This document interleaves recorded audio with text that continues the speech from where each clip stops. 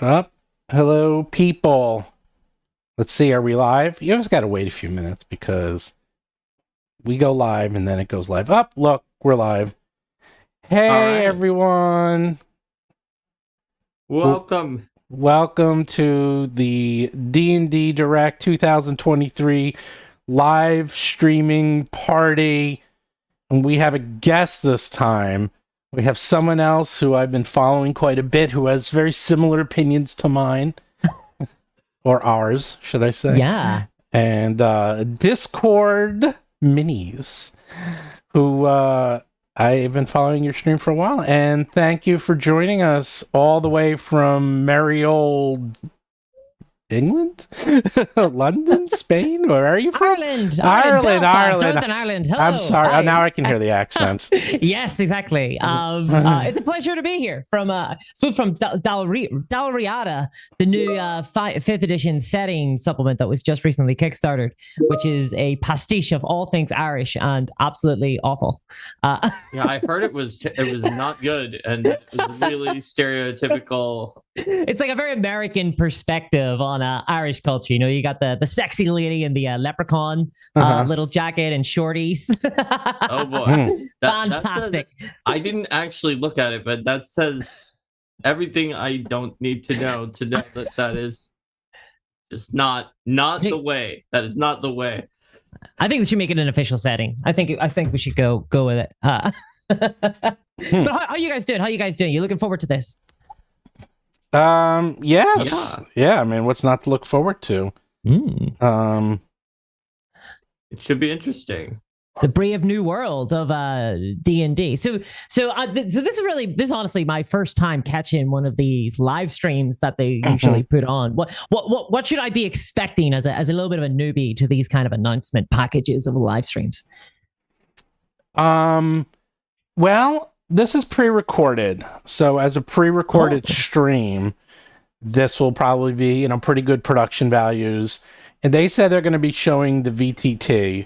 Now, obviously, to show off the VTT, they're going to have to, have it pre-recorded because it's all digital. And so, it's just going to be it's going to be a half-hour commercial. Yeah, that's basically what it's going to be, But if you watch Nintendo Direct or any of the Sony Directs or anything in the video game world, it's the same. It's going to be very similar. There'll probably be a couple talking heads. They'll show something, then they'll do some interviews, and they'll say how excited they are and how amazing it is and what it'll let you do, and then they'll show something else, and and that's it. Now, because of the OGL controversy, I'm very curious to see if they if they bring people from the community in, or if they bring someone to help talk about it, stuff like that. So, do you think they'll mention it at all? No, God, no. No. No. They want nothing but happy.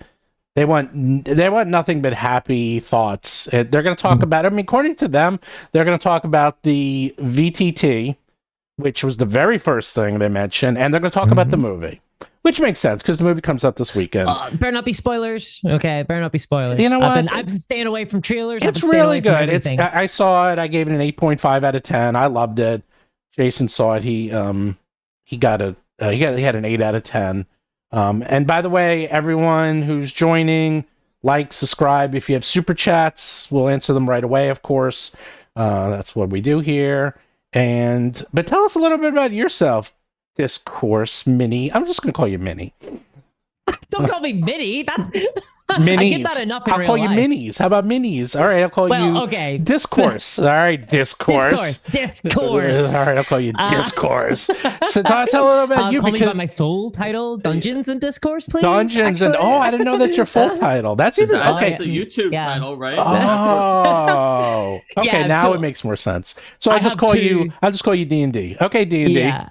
I am D&D personified. Okay, so I got two channels. I'm Dungeons and Discourse is my tabletop role-playing game channel, and Discourse Minis is my miniature wargaming channel. I cover both because I'm a big fan of both. I'm basically all things tabletop, but for algorithm reasons, I like to split up the two channels. But yeah, so I'm obviously I create content following both miniature wargaming and also role-playing games. And I do content focused on kind of questions in their respective hobbies, following kind of the business side of things, but as well as that, also following the more fun gameplay elements too. Trying to desperately figure out questions that DMs need to ask themselves that has not already been answered in 3,000 other YouTube videos. Gets pretty tough after a while, let me tell you. That well is running dry, people. That well is running dry. So they said people are here calling you the plastic addict. I am indeed a plastic addict. I do love my minis. I love my miniatures. I love my physical miniatures. So while we have a little time, because I myself, I really do like miniature role-playing, miniature gaming, and I used to play Warhammer role-playing game, which is really good. I actually enjoyed it. And I even have, I have a mini here. Do I have my mini I painted? I enjoyed mini painting quite a bit. I found it very relaxing. I was doing it about maybe 7 or 8 years ago. It was a very stressful time when me and my daughter would go to the hobby shop and paint minis. Like, what is it you like about Warhammer and mini gaming in general? Just coming from a very different side of it. Like, what is the appeal, since it looks like it's a crossover, but it's not something I really do. Yeah, so with mini wargaming, I mean, I just adore the actual gaming experiences that you get from a lot of... So there's a lot, not just Warhammer, there's a lot of miniature war games out there, and all of them have something unique to offer. Much like role-playing games, right? You've got different levels of crunch, got different levels of kind of role-play. I mean, to be honest, wargaming and role-playing are very adjacent for me. So whenever I'm playing a war game and I'm, say, commanding like a little army, I'm kind of role-playing a little bit. I'm kind of making narrative decisions. I'm kind of controlling it's all about evocative kind of moments on the table, right? And it just depends on how much of a zoomed out perspective you want to take. It's kind of funny. I actually don't do a lot of miniature wargaming when it comes to role-playing games, like Dungeons and Dragons and Pathfinder. I tend to do those more theater of the mind, but I kind of get my kind of tactical experience from the wargaming side of things. I love physical gaming. I love it a lot. I've been at it for a really long time. And I love the marketplaces for them as well. I love the fact that so many of them are simply buy a good product, get what you pay for, and off you go. But I love the gaming side of things. The nice thing about minis, though, I will say, is that you also get that kind of creative hobby side where you get to buy, build and kit bash your own miniatures, where you can kind of build things and then paint them. Utterly customize them in a way that you just can't really experience anyway else. Plus collecting. I do love to collect me some minis. Sometimes it's just there's just a physical response to some miniatures, dude. I don't know what to tell you. Sometimes you just see a miniature, you're like, I must have it. Yeah, I gotta have it. So what army are you? What army? Oh, geez. What game? For Warhammer. With Warhammer 40k, I collect Dark Eldar. I collect Imperial Guard. I collect a little bit of Sisters of Battle, Gene Stealer cults. No, I collect Space Marines because I lost a bet, unfortunately. So that forced me to buy the mandatory Space Marine army that everybody seems to have. What about do you like the Harlequins? The Eldar Harlequins. Yeah. I have so here's the deal. I actually have got like a little bit of everything, just because 20 years you end up picking up things here and there. But I don't have a ton of Eldar. I've got a little bit of them. But mostly the Dark Eldar. I like a little bit of edge sometimes. A little bit of edginess. I only tried just because I didn't get too into it. I only really played Space Marines, just because that's sort of like the starter set. But it was fun. It's like, the thing is, it's like, I guess it's one of those, a lot of the time it seems like you play the game, and maybe I was with the wrong people. It's like you play the game like 20% of the time, and then you discuss playing the game and like discuss moving pieces and measuring pieces and battles pieces 80% of the time. It's like, when do we play? It seems like most of the time it's talking about playing, but not actually, and talking about like the setup and actual like when do we fight? So this is kind of a problem. I think that's kind of a Warhammer problem rather than necessarily a miniature wargaming problem. Warhammer has a lot of game design from the 80s. Let's be real, and like early 2000s, and they haven't really innovated since then because they're kind of, Games Workshop are very afraid of losing their core demographic of people who purchase their products. So they don't really want to innovate in the gameplay. More modern miniature war games, and thinking games like Star Wars Legion from Fantasy Flight Games, or Bolt Action from Warlord Games, which is designed by Rick Priestley, the original creator of Warhammer, or designer of the game Warhammer 40K. They all have a system called I Go You Go, or sorry, called alternating activations, which is mean I like control one unit and we'll move with them and do everything with them, and then you take one unit and you do the same thing. With Warhammer, it's kind of a little bit more cumbersome. You're activating all of your guys all at once, and then moving with all of your guys and shooting with all of your guys, and it makes for a very badly paced game in my experience, simply because I get to do everything and you've got to watch me, and then you do everything and I watch you. It's just one of those issues that's kind of core to Warhammer. I think every single war game should have at least one kind of central mechanic that it's really good at. And for Warhammer, I think it's list building. Which is something that takes place before the game actually begins. I think that's the thing that they do best.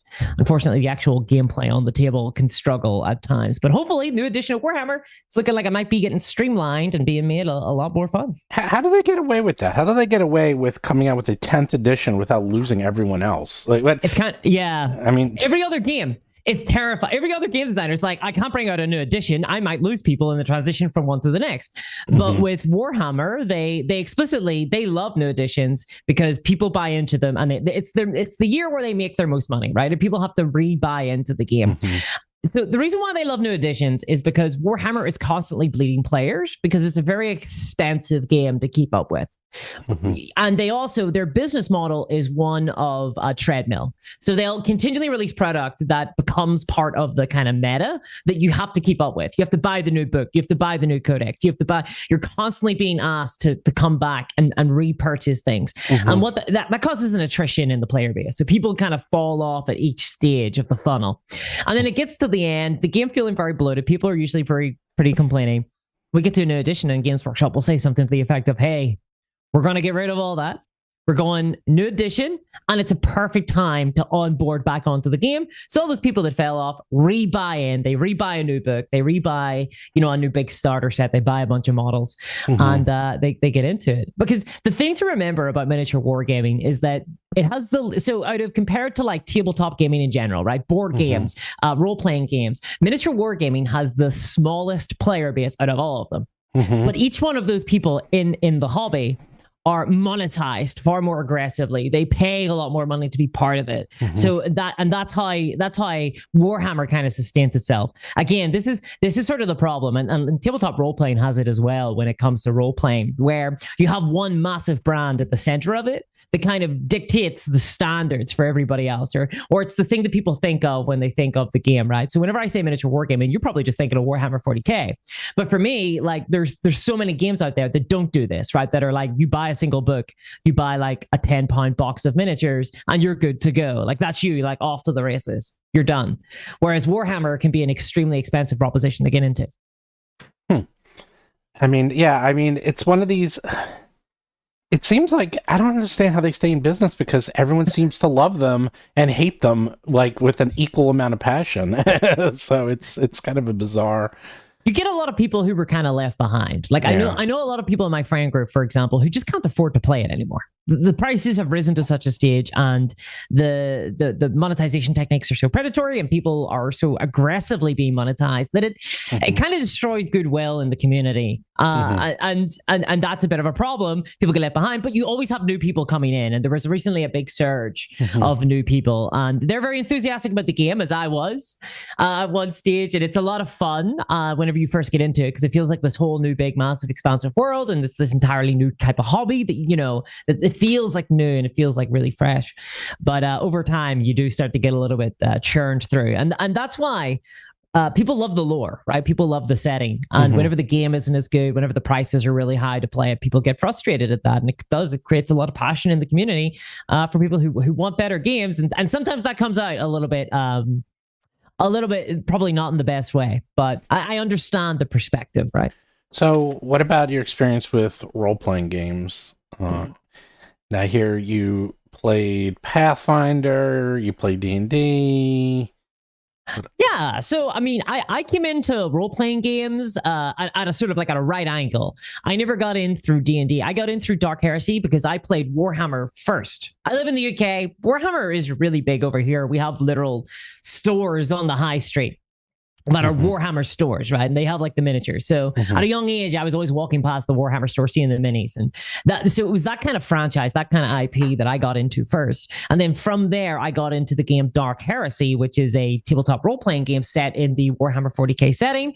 I got in that kind of adjacent to Warhammer, and then from there, I kind of joined a club. There's a big club in Belfast called Dragon Slayers, which is kind of like the university club where everybody plays different kind of like tabletop games and video games and things like that. And it was there that I started playing a wide variety of tabletop role-playing games. So I played D&D, or I played Pathfinder first edition, because this by this stage, it was the 4th edition days, whenever everybody was kind of, either loved it or hated it, and most people hated it. So everybody told me to play Pathfinder, so I did. And then from there, I ended up playing a lot of horror games, World of Darkness. I got big into that for a while, Call of Cthulhu, all the big ones, really. And I am where I am now, having played a very, very wide variety of games. I do play D&D, but not super often, I've got to say. I don't play it maybe as much as some other people where it's their only game. So you have no dog in this fight, really. You're just like on the sidelines watching this whole OGL VTT D&D thing, or? I'm a fan of Dungeons and Dragons. Like, I enjoy it. I do enjoy the game, and I've played a few games. I prefer DMing Dungeons and Dragons to actually playing in it, but it's fine. Like, I've enjoyed the games I have played. But I definitely, I'm not like sort of married to the IP for sure. Whatever that IP is, I guess at this stage, it's kind of hard to say. Yeah. My problem is that Dungeons and Dragons, I think, really sets the sort of the base. It anchors the hobby in a lot of ways, and it's people's only perception of tabletop role-playing games. So it's a little bit I don't like to see Dungeons and Dragons go in particular directions, because not only does it affect a ton of hobbyists in role-playing games, but also it kind of begins to set the trend as well. Yeah, that's a good point. I mean, the thing with D&D is just, at least what I've been seeing, is that it was kind of left to its own devices, and no one seemed to care, even when Hasbro took it over. And like someone always posts something on Twitter for me to look at, and someone's like, the book of like Vile Darkness that came out, like 20 plus years ago, that was by Wizards of the Coast, that had a warning label on it. It was like, you can't be under 18 to like buy this book. And people were like, oh my God, I can't believe like WoTC put this out. And I was like, yeah, WoTC, mature gamers only. Yeah. And I was like, yeah, WoTC used to be pretty cool because no one cared. Like it's a small little company, and it was just very niche, like for sure. It wasn't as like, I will say this much: there's definitely been a little bit of a mainstreaming of Dungeons and Dragons for sure, alongside a bunch of other sort of kind of more nerdy sort of hobbies, definitely. Yeah, and it's very different from where it was 20 years ago. Yeah, or even it was even 5 years ago. Like, no one really cared. Like, they were so small. They were this itty bitty, teeny tiny division within WoTC, and only recently, like a year or two ago, that someone dig through the books and realize that WoTC is responsible for most of their income and is worth $1 billion on their own. And then suddenly they're like, Hasbro, you kind of been hiding this golden goose, and now everyone's paying attention, and that suddenly WoTC's this big thing. But like, you were one of the only other people who really got the Zynga. I loved your Zynga piece. I did one too, like yours, a kind of different angle, but how Zynga is designed, to really take advantage of monetization and, like being the biggest boy on the block, and like, oh, I got the coolest stuff and you don't, and I paid for it. Like, that I get into the whole model. You can watch our videos on this, but D&D with this VTT, is really going to go this way. I've been saying this heavily. I'm like willing to bet the farm that they are 100% going this way. It makes too much money. It makes too much money. It's too much money. Look at the video game industry; it has totally transformed. In the This is innovation, by the way. For a lot of business people, executives, and think this is innovative, right? This idea of being able to kind of predatorially market your game and monetize certain segments of your population very strategically. And eke from them these massive sums of money that would have been thought unthinkable 10 years ago. I mean, you said it in yours, and I like, so like, was it 2021? It made $197 billion worldwide. I imagine last year it made, we'll just say 200 billion. $200 billion. $200 billion. Like, that is what the mobile game market makes. And Zynga was part of that, a big part of that. Mm-hmm. And and there is an argument to be said that you'd be a bit of a fool from a business perspective to not be pursuing this type of model if you lack any sort of ethical or moral integrity center, right? Like I understand intellectually why they might want to, process this model. I think it's going to have devastating impacts, though, not only in hobbyists, but I think it will ruin the entire industry. So Cheese of Ages as a super chat and says, wasn't there a shot of potatoes in one of the teasers for this direct? Any theories on what that could be? Actually, I saw the movie. I know exactly what that is. One of the characters is always eating potatoes. And that's their thing. That explains it. Yes. So it's not Dal Riata. It's not that then. It's not the Irish setting. I was about to say, is it going to circle back to the stereotypical No. Potatoes setting? Come up a lot in the movie. That's all I'm going to say. It's just part of the movie. So it wouldn't have surprised me if that setting just was like, had a section on cuisine that was like the only food that exists in this setting is potatoes. Oh, but there's a fierce Blighton boy. Huh? Well, it's a nightmare. Part. Yeah, it's just part of it. It's just part of the setting. All right, they're going live in 2 minutes, so we'll go live with their thing on two. Yeah, there is something I'm really curious about whether or not we'll see that during this stream, and that is so more than just the systems, because I can imagine how the systems are going to look. You move the little minis and stuff like that. Yeah. What I really want to see is the UI of the actual splash page of like when you go from like one to the other, because how they structure that UI will actually give us a lot of information on how they plan on monetizing the game. It will give us a ton of detail, whether there's like space for a store, whether or not there already is one. Like, I think it's going to be massive. I mean, it's going to look. Yeah, I mean, it's going. They're going to do all that. The UI and that sort of the skinning, it's called. That's usually done at the end. So if anything, they'll probably have whatever you see. It'll probably be a fake UI or something. Okay. In my opinion, just from my video game. How long are they on this though? Well, from what I know, because I have friends who are working on it, but I don't know. I know friends who are working on it, and I know kind of what they're doing, but I don't know the exact details because they have NDAs, and these are gargantuan companies, big Fortune 500 companies. They have about somewhere, I think, it's 150 to 200 engineers, I think maybe even more working on this, and they only started. I know when he started because he told me about it was not that long ago, like maybe a little less than a year ago or so. And so they have, put it this way, they're cranking because to get this done, they have to basically design like a video game MMO very fast. It's really, if they want this out by next year, so maybe 2.5 years, which is really too fast, which is why they have so many people on this, because that's the only way you could actually get this done. There's just no other way. So it's a big job. It is a gargantuan job because this is something that would normally take 3 or 4 years. I mean, they bought up a lot of engineers for it, though, right? Hundreds. They have several, and they're top level. And also, for better or for worse, it's like they're using this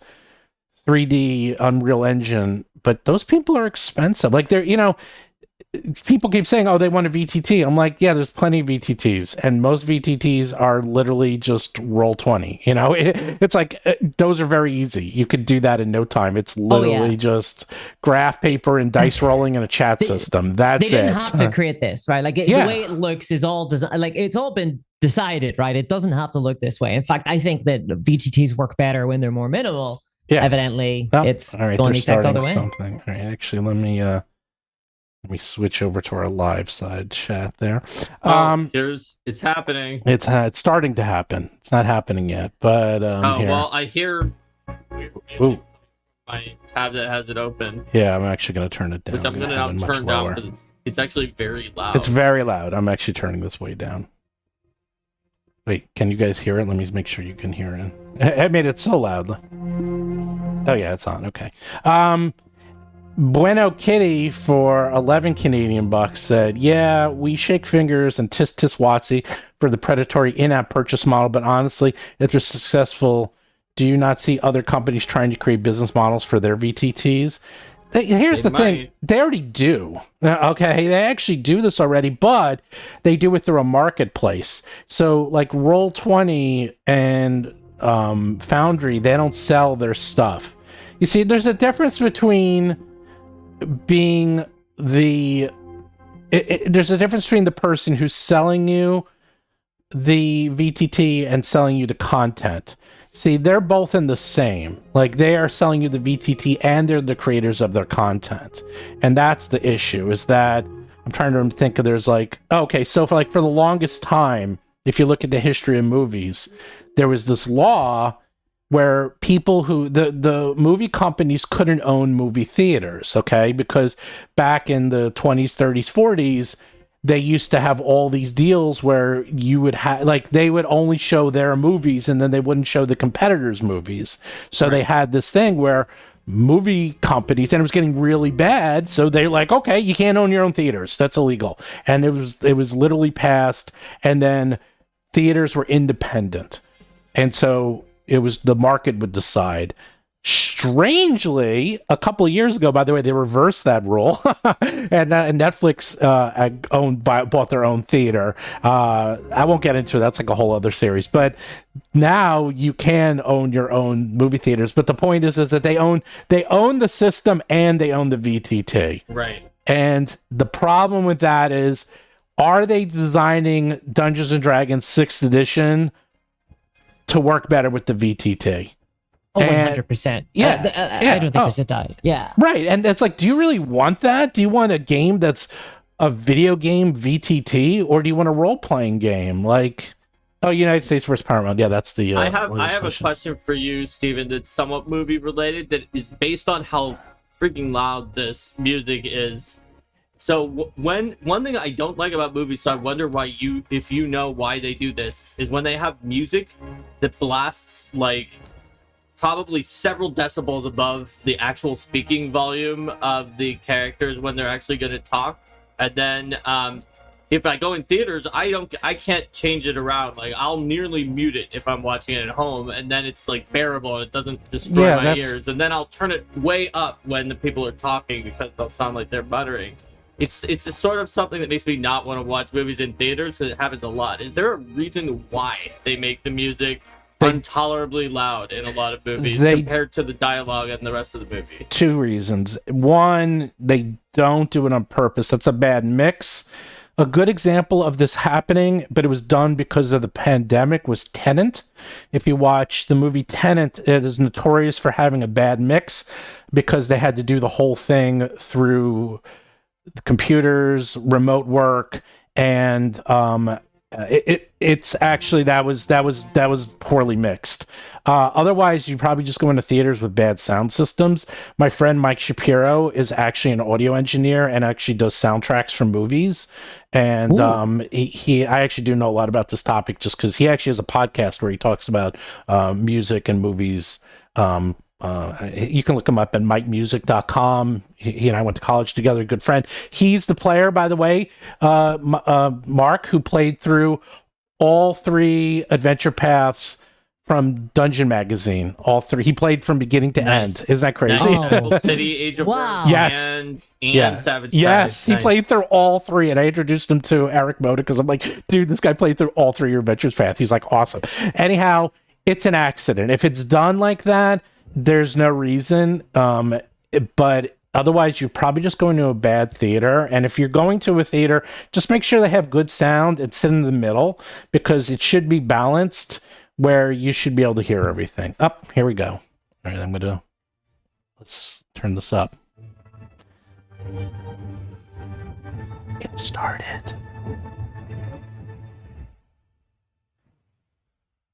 Welcome everybody to D&D Direct. We are so excited to be here with you today and to bring the most anticipated announcements from the world of Dungeons and Dragons. And to prove it, we're going to dive right into the adventure with this truly stunning surprise. Check this out. It's a stunning surprise, everyone. Ooh. Wow.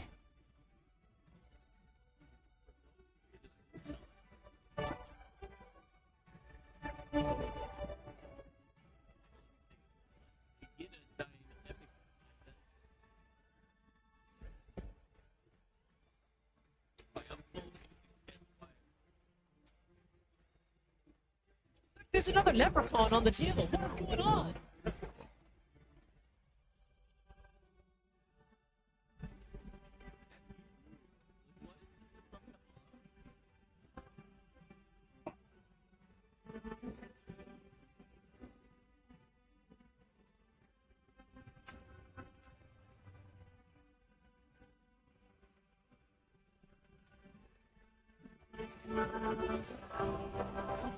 This is the virtual tabletop. Incredible. Many dangers when you adventure. I don't know, guys. I don't think they changed it to accommodate the big gameplay. Okay, that actually is a very good idea. I'm going to give him What a full way to credit. kick off our show! I can't believe Minecraft and Dungeons and Dragons are teaming up. I know!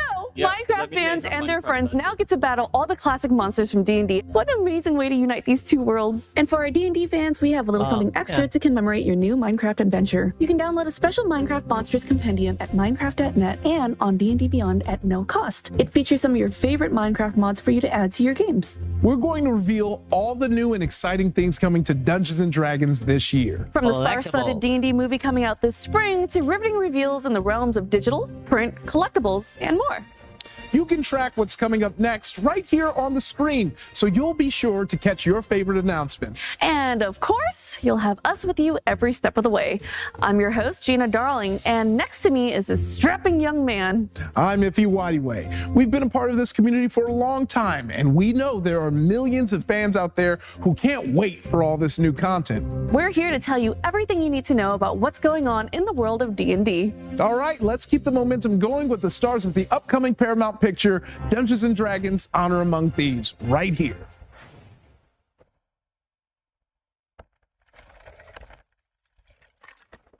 What is that?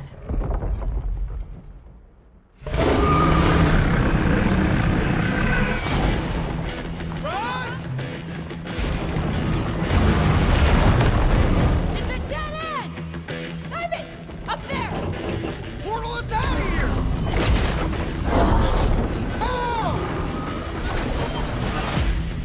We're facing the greatest evil the world has ever known. He's executing our people. This is unlike anything we've ever seen. What's trying to kill us this time? Pretty much. All right, I'm going to put this on a little quote. I'll say that we have a little break. You guys have seen this a million times. It's a D&D movie. It's coming out this week. It's very good. Go see it. My hot take, Minecraft and Dungeons & Dragons, very, very, very good idea. It actually looks pretty good, and it's not a bad idea. I'll give it to that. I mean, and it looked good. I mean, it looked like they had some pretty interesting things. Minecraft, you can't underestimate the size and it's huge. reach. Yeah, I mean, that's a very smart move. So I It seems give like them. a good, smart crossover to me. Yeah. Given that they were doing Minecraft Dungeons, doing one with Dungeons Yeah. and Dragons. Yeah, it was a very good that'll be idea. successful. Also, sorry about the audio. It probably was. I had some filters on, so it might have messed up. But I'm going to turn this back up.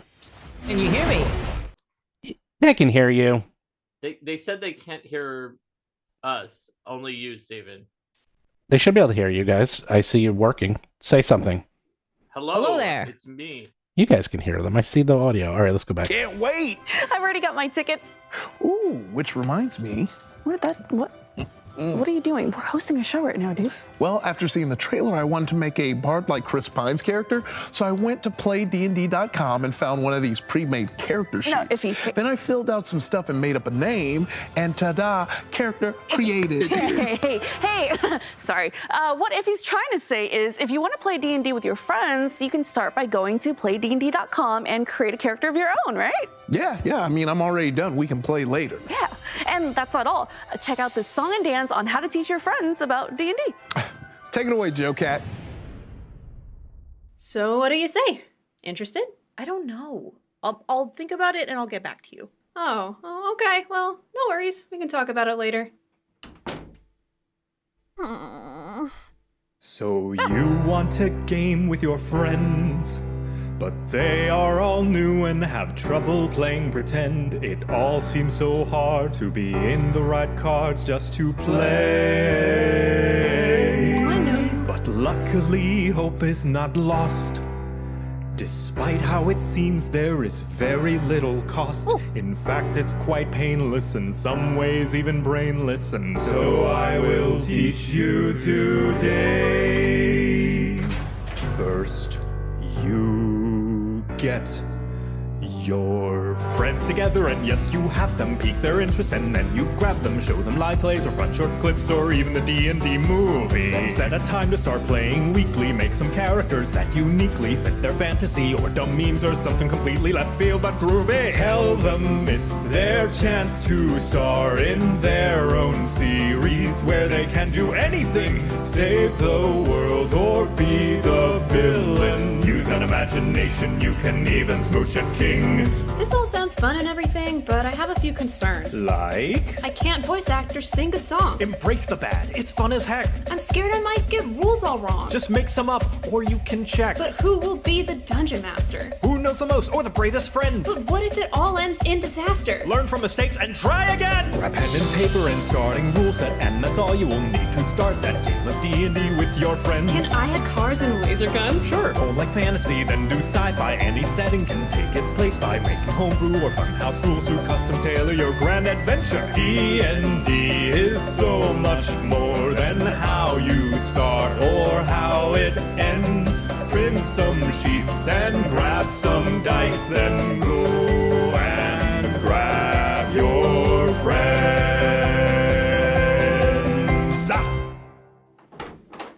You know what? I actually do want to give it a try. Yeah! Now, it's no secret that the D&D movie is going to introduce the game we all love to millions of new potential fans. We want to welcome all these new adventurers, no matter how they want to play. And your friendly local game stores around the world will join in on the D&D celebration with an introduction to D&D games from April 6th to April 9th.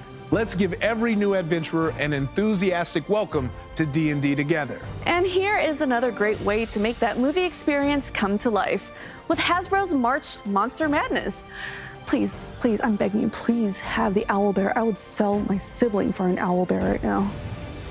Hi, my name is Emily. I use she, her pronouns, and I am the brand manager for Dungeons & Dragons toys over at Hasbro. We have been working on a lot of awesome D&D toys this year to celebrate the upcoming theatrical release, Dungeons & Dragons Honor Among Thieves, and D&D lore in general. Some of my favorite toys that we're making include our Golden Archive collection, which are our 6-inch scale figures that have premium deco, they're highly articulated, they're so much fun to play with. We have our Cartoon Classics assortment that celebrate the 40th anniversary of the 1980s cartoon, and our Dicelings, which are the first ever D20s that convert into your favorite D&D monsters. Today, I am so excited to get to show to you, for the very first time, 3 of our upcoming Golden Archive monster releases. So we have our new Golden Archive Xanathar, our lore-inspired Owlbear, and then our Dungeons & Dragons Honor Among Thieves Displacer Beast.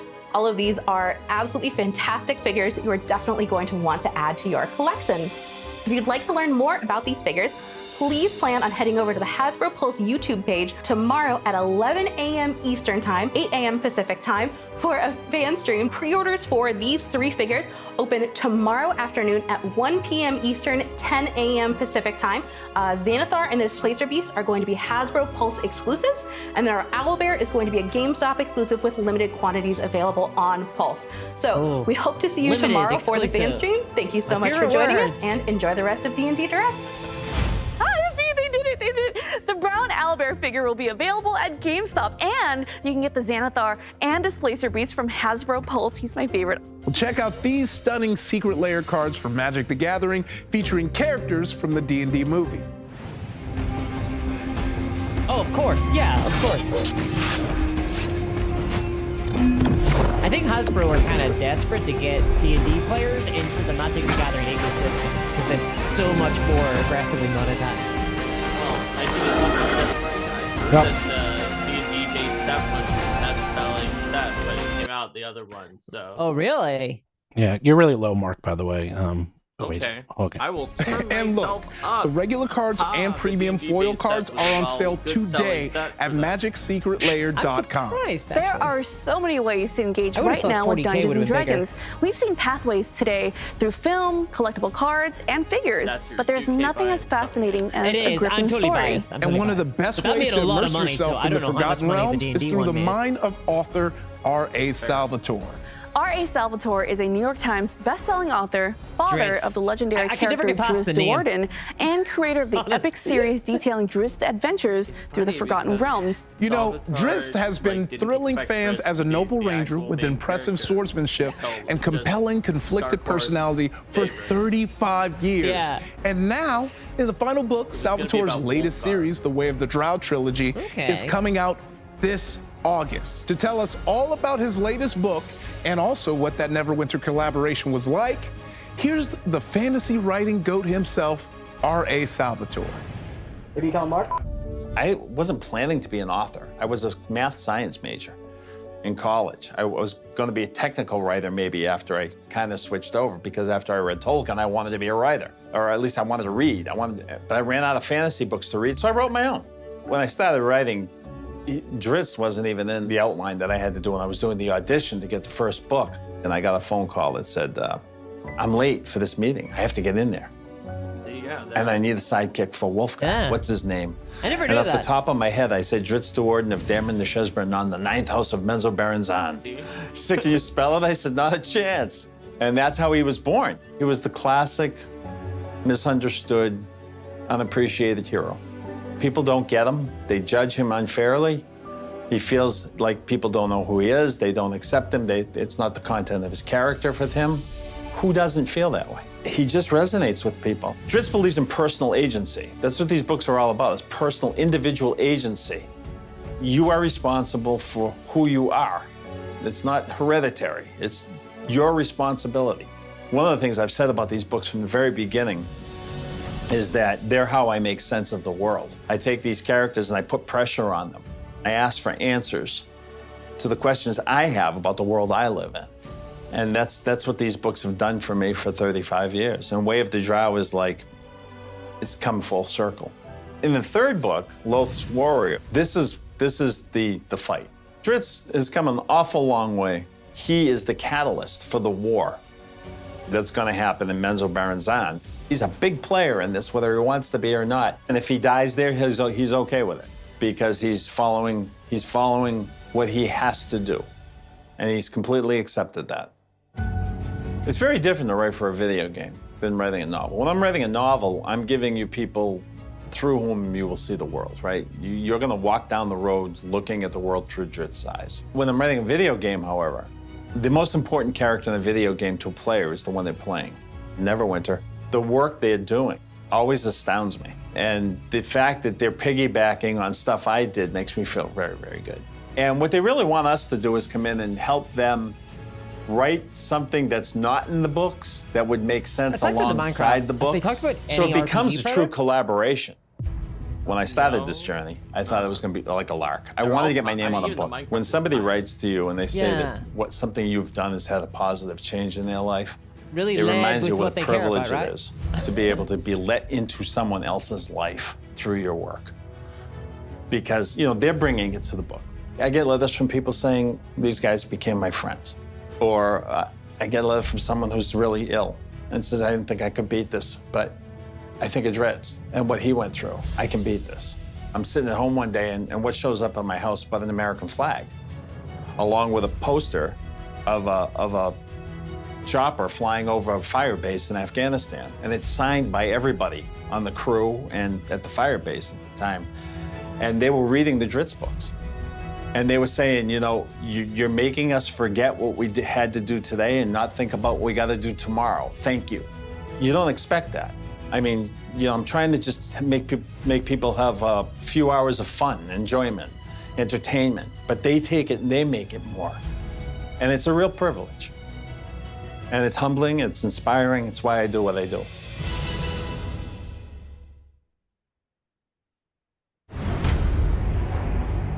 Menzoberranzan is a prison. I am fortunate to have escaped. Neverwinter. It is my hope The graphics that aren't that someday great. It's old. this place can be Okay. cast open. This isn't like its citizens the old freed from MMO, their is it? captor. Yeah, I think it is. Oh, wow. Oh, okay, yeah. Okay, fair. Nice. I'm surprised that game's still around. I didn't know that. Gina and I both got to fly out to Washington and meet the developers on the D&D digital play space. We are so excited to share all the secrets we discovered, so check this out. Oh, here we are. Hey, how's it going? This is amazing. You guys ready to play some D&D? Yes. Oh, yes. So we've got 4 really cool characters here. Is anyone thinking about anything specifically as you're looking at these? I'm thinking Dorbin. I like his beard and I want to be a bearded man today. Nice. Nice. All right, so you can... Are you having fun dragging him around? Oh, yeah, it's a blast. I've actually had the sorcerer I've been wanting to play for forever. Is there a way I can just port it in? Yeah, is it on D&D Beyond? Yep. Okay, sweet. There we go, all linked up and ready to go. Woo, huzzah! There's a lot of ways to play D&D online, and not all of them are hitting the big 3 things that we think were important: fun, convenience, and authenticity. Oh, hello, welcome to the inn. Have a seat. I'll get some refreshments. What would you have? A nice grog would be nice. I'm really warm. I was standing real close to the fireplace. You have good wood. Your wood is good. Everyone hears scratching noises in the walls. Barton's like, damn rats, and he kicks the wall. I'd like to roll perception to see if I can figure out where the sound is coming from. Yeah, so you want to go to the walls and kind of look around. Fire breaks out. The whole inn shudders a little bit. Dorbin, do the rats you encounter normally move buildings? Not anyone that I've seen. There might be more to this than rats. What I want to do is connect all my friends and play with them. They're on their computers, they're on their phones, they're on their game consoles, but we're all together playing through the same virtual tabletop. So that's the dream right there. Yeah. Ceiling crashes down. Everybody make a dex save. Oh, okay. Okay. So that's under dexterity. It'll be the top up there. It'll be dexterity saving throw. Ooh, solid 9. So now you roll 2 dice. Oh, that's so cool. Okay. Well, let's see how cool it is after you roll. We're in Unreal 5, which is latest, greatest. But now we're actually testing with friends of people who work at Wizards and their families. It's got spells, it's got effects, it's got a lot more rules in it. So those sort of things are what we've been adding. I will go over to this flame here and sort of rub my hands together and go, all right, please work, please work, please work. And I'm going to cast Control Flames. Nice. To extinguish them. We're just trying to like show you where the rules are, not being like, oh, once you get to the end of that, you can't move anymore, because that's not really D&D to us. It's like, if your DM's okay with it and you want to do a flip and land on the table, then that's just how the game gets played. Yeah, go ahead. Just put yourself right up on top of the roof. I have the high ground now. The ground shakes, trembles, and an insect-like beast comes out with gnashing pincers. We can have the DM be able to set the mood, set the lighting. What time of day is it? Is it raining? You know, is there fire embers falling from the sky? We just want to enable people to play the way they want to. Let's go into encounter mode now, which means that we're all going to roll initiative. So, oh, and look, the DM dice. 2 20s. No. always happens. So he's gonna turn around and actually acid spray the kobolds. Oh my God, stop, really? D&D is the first mod community. Yes. Right? Like, you yes. go all the way back. We're going to make our own content, but we want to make that content out of building blocks that everybody can break apart and make their own content from, because that remix is like core to the DNA of D&D. I will use my longsword. Here we go. Oh! Well, that got its attention. Oh no! You might want to just give this one up and run. So with these tools that you're going to hand to the players, is there a way for the community to share assets? The strength of it is the community, and the community creating everything. And we create stuff, and then the community tries to one-up us, and then we try to one-up the community, right? Like, that's a big part of it. And having that sort of marketplace where you can just like download other people's stuff and check it out, I think that's like a core to the final experience. Then I'm going to hold out my hands and cast Magic Missile with all of them focused on the Unkegged. We're going to put everything in the monster manual in it. We want you to be able to, play the game as it's written. I have 8 hit points. I don't do physical activity. Miss 18. Ooh. Slam down to the left and right of you. I feel like it's so perfect to come in and be able to visualize and see everything and hear everything. That's what my favorite thing about this whole VTT is. There's always like a group of people that want to take that, 5-hour prep, and there's people like me that just like, give me an in, some characters, and I'm playing. Oh, there we go.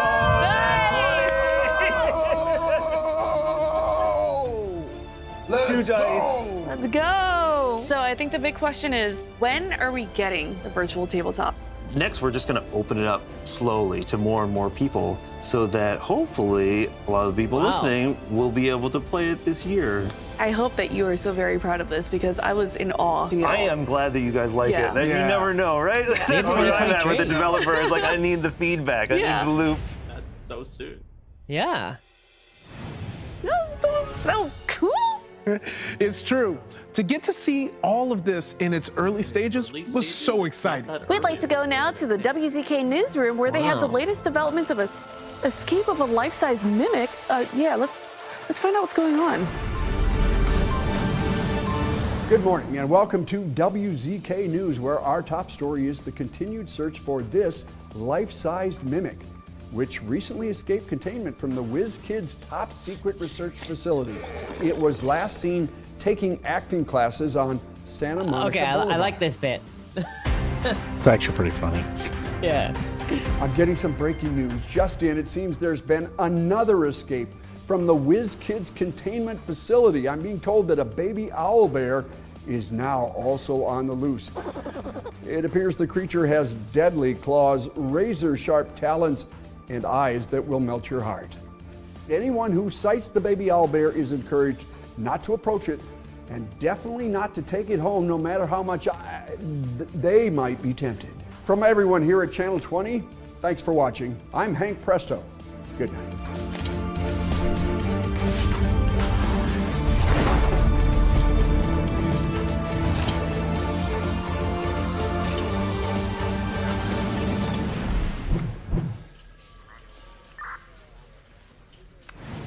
Next up, we have Joe Manganiello here in the studio. He's the director and producer of the D&D documentary coming out next year, and he has a special update just for us about where they are in the making of.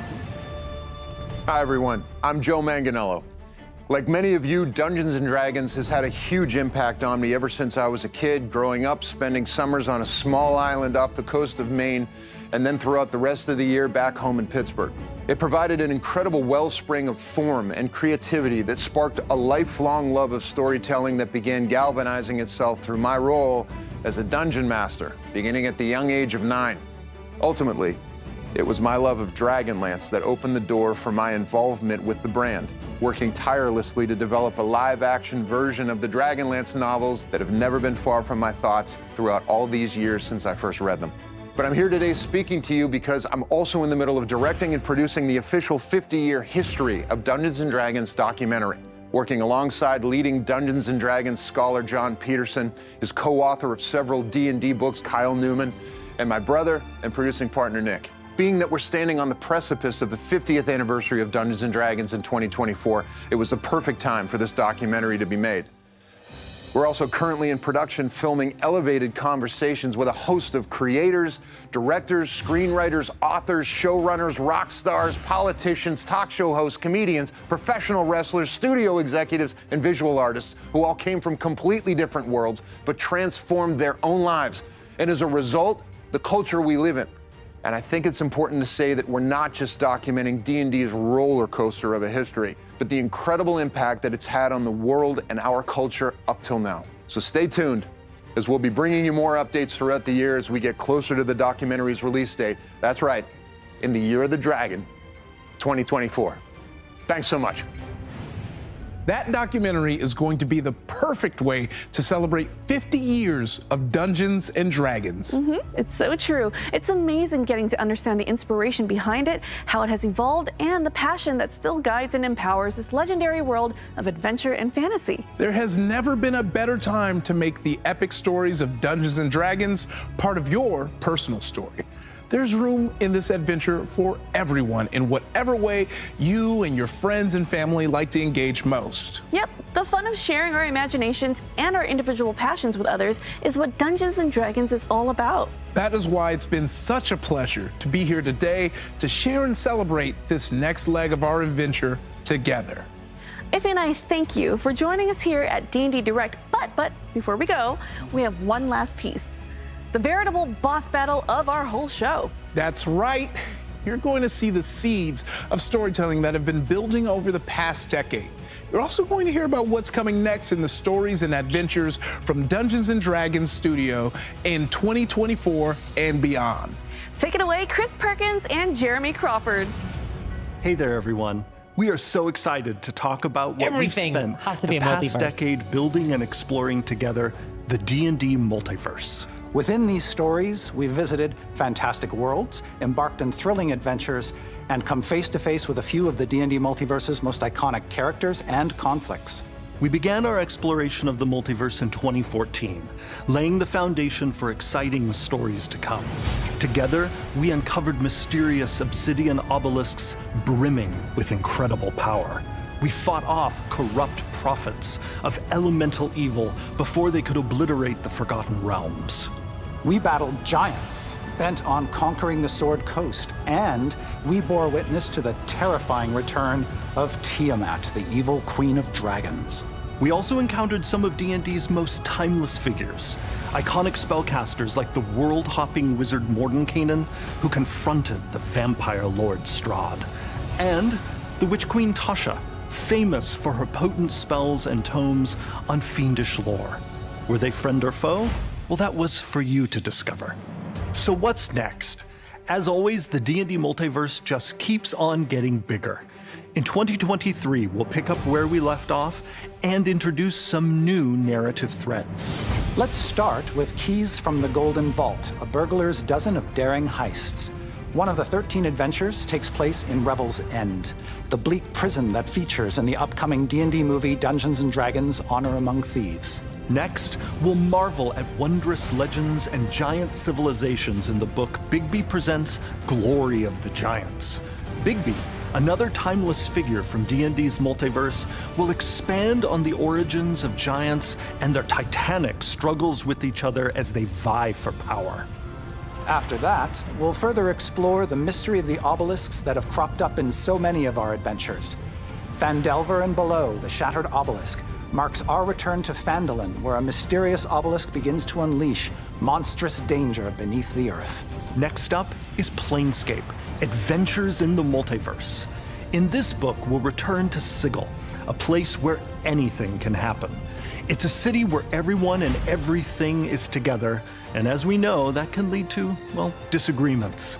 This realm of possibilities is full of wild and weird planes of existence for you to explore and sets up our major adventure in 2024. And we'll end this year with a closer look at a magic item that has been a delightful source of chaos in D&D, the Deck of Many Things. For the first time, we're delving into the multiverse-spanning story behind this bedlam-causing, campaign-rocking item. Remember, The D&D multiverse is always expanding. Even with so many new stories coming to light, there's still so much more to explore. And so many more stories to tell. A major D&D villain will be making his long-awaited return in the not-too-distant future. Dare we utter his name? Those of you who've watched Stranger Things may know Vecna as an otherworldly monster, but this villain's true cosmic horror will be unleashed in 2024 with a world-hopping adventure that both celebrates our 50-year history and reveals even deeper plots for years to come. Vecna's reign of terror is just one example of the interconnected storytelling that can be found in D&D. Every new product is a chance for us to build on earlier work and plant new seeds for the future. It's true. Vecna is just the beginning. You're going to see so many more surprising connections emerge during the next 5 years. For example, the Red Wizards, whose evil is on display in the D&D movie, will have their own epic story in 2025. And speaking of villains in red, fans of the Dungeons & Dragons cartoon will be pleased to hear that the red-clad sorcerer Venger, that show's main antagonist, will return in a D&D adventure. And let's not forget the League of Malevolence, an assemblage of villains introduced in the wild beyond the Witchlight. These villains seek power across the multiverse, and you will learn more about them and their members in the years and stories to come. There are so many future secrets and stories that we can't possibly cover them all here. We can't wait to reveal them to you one by one. Thank you for supporting, sharing, and telling these incredible stories with us. D&D fans are truly the heart of this brand. What we write, you bring to life. And the most exciting twists and turns in Dungeons & Dragons are still ahead. Here's to the next leg of the adventure. Thanks for watching, everyone. From all of us here at D&D Direct, thank you for adventuring with us for nearly 50 years. Here's to 50 more. To 50 more. Goodbye, everyone.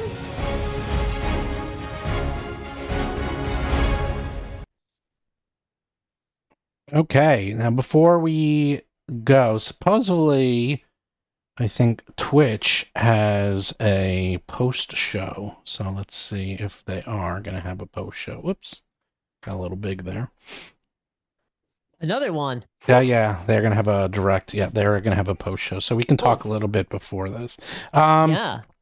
So I have a lot of notes. And it's exactly what I thought it was going to be. I mean, there's nothing here that wasn't expected. People were like, "Oh, it's all branding. They're not talking about the game." I'm like, "Yeah, what do you expect, man?" It's like, I guess they talked about the game a little, but it wasn't in a branding way. Yeah, in a branding way. Yeah. Why would you expect anything else? Exactly. Really make the multiverse, the D&D multiverse, very explicit, right? To try and tie in all these purchases together, one kind of shared universe. I know they've always made allusions to that, but it's kind of funny. Like, I feel like sometimes that I sort of engage with D&D a lot differently from a lot of other people. I don't really play a lot of like the pre-made stuff. I don't play in like pre-made settings very often. So like a lot of the time when I see these kinds of announcements of like Planescape, which I know is exciting for a lot of people, especially those who played like the video games. Yeah. I'm just kind of like, okay. I'm not gonna play this. I'm probably gonna be playing like the homebrew setting that my friend runs. Yeah, you know. Well, that was unexpected actually when they announced Planescape, and they're gonna get a lot of press on that one way or another because there's been a lot of stories. Because Planescape is very hard R, almost X-rated. There's a lot of controversy. It was even a little controversial back then when it came out. And what part of it is X-rated? I was a big fan of Planescape. I don't remember anything being X-rated. Well, okay, not X-rated in the sense of nudity and sex, but in the sense that it had, because back in the 70s, Midnight Cowboy was rated X because they talked about like potential like nudity. It didn't even have anything in it. They talked about like prostitution, you know. And so let me put it, it's more like 70s X. So let's just say hard R, where I was in the 70s more. Watching this Twitch post show now when it hasn't even started yet than the maximum number of people who watch the YouTube. I think most people went on Twitch than that on YouTube, but Because it was being it was co-streamed. It was co-streamed everywhere. But anyhow, the point is that there's slavery. It's pretty rough setting. It's a pretty rough setting. I'll leave it at that without getting into too much detail. I'm very, very surprised they're bringing that out. But we'll go through everything because I have everything. I wrote out all the points. I mean, you know what? Everyone was like, oh, blah. Everyone was like barfing. But I was like, yeah, at least in our chat, I'm like, you know what? It's fine. It's a corporate commercial. It's a corporate. What do you expect? I mean, I thought a lot of the little pieces they did were good, but the overall meta of the presenters felt a little phony, just in the way that they're totally phony. I mean, obviously, but they clearly could be a little more authentic because when they were either actually or pretending to play their characters on the VTT, I thought they at least did a better job of seeming like they were playing their characters on it somewhat. Whereas when they were just talking to the camera, they really sounded like they were just kind of doing sound bites and reading. Well, they've been given a script, teleprompter. You know, like I mean, they were, yeah. So, God, it's that VTT. So. I hate to be right all the time, Mark. I mean, it's actually getting boring, isn't it? To always be right. It would have been hard for you to be wrong at this point. I know, but it was like it actually was. I mean, it wasn't even like I was a little right. It's like it's every single thing I said it was gonna be. And then some. Mark, you just need to go a little closer. My mic is at the literally highest. No, you just need to move forward or move it into frame, just because it's really close to my face. Okay, well there you go. Yeah. Oh man, I don't know what else I can do. No, it's good now. It's within like an inch or two from me, and I put it at max blast. No, you're good. You're good. Pretend you're at a nightclub. Shout and scream. Yeah, seriously. No, I can't do that because it's early. It's been early in the morning. Well, that's the problem. Yeah, you gotta yell. You gotta do what I do, and you're a soft-spoken guy. No, I'm not. I'm not gonna yell. I'm gonna wake up Linda. She's nearby. Oh, that's the problem. Well, when you get a new place, and then you could have your own little place and talk all you want. Anyhow. Look, I think the VTT, it had obviously very, very high graphics, a ton of fidelity, which I mean, it looks good on a trailer, but what worries me about that is that actually, like, what about people with potato PCs? What about people who with like bad systems? Like, it's gonna be tough for them. Well, that's what the phones are for in your consoles. They mentioned that in here.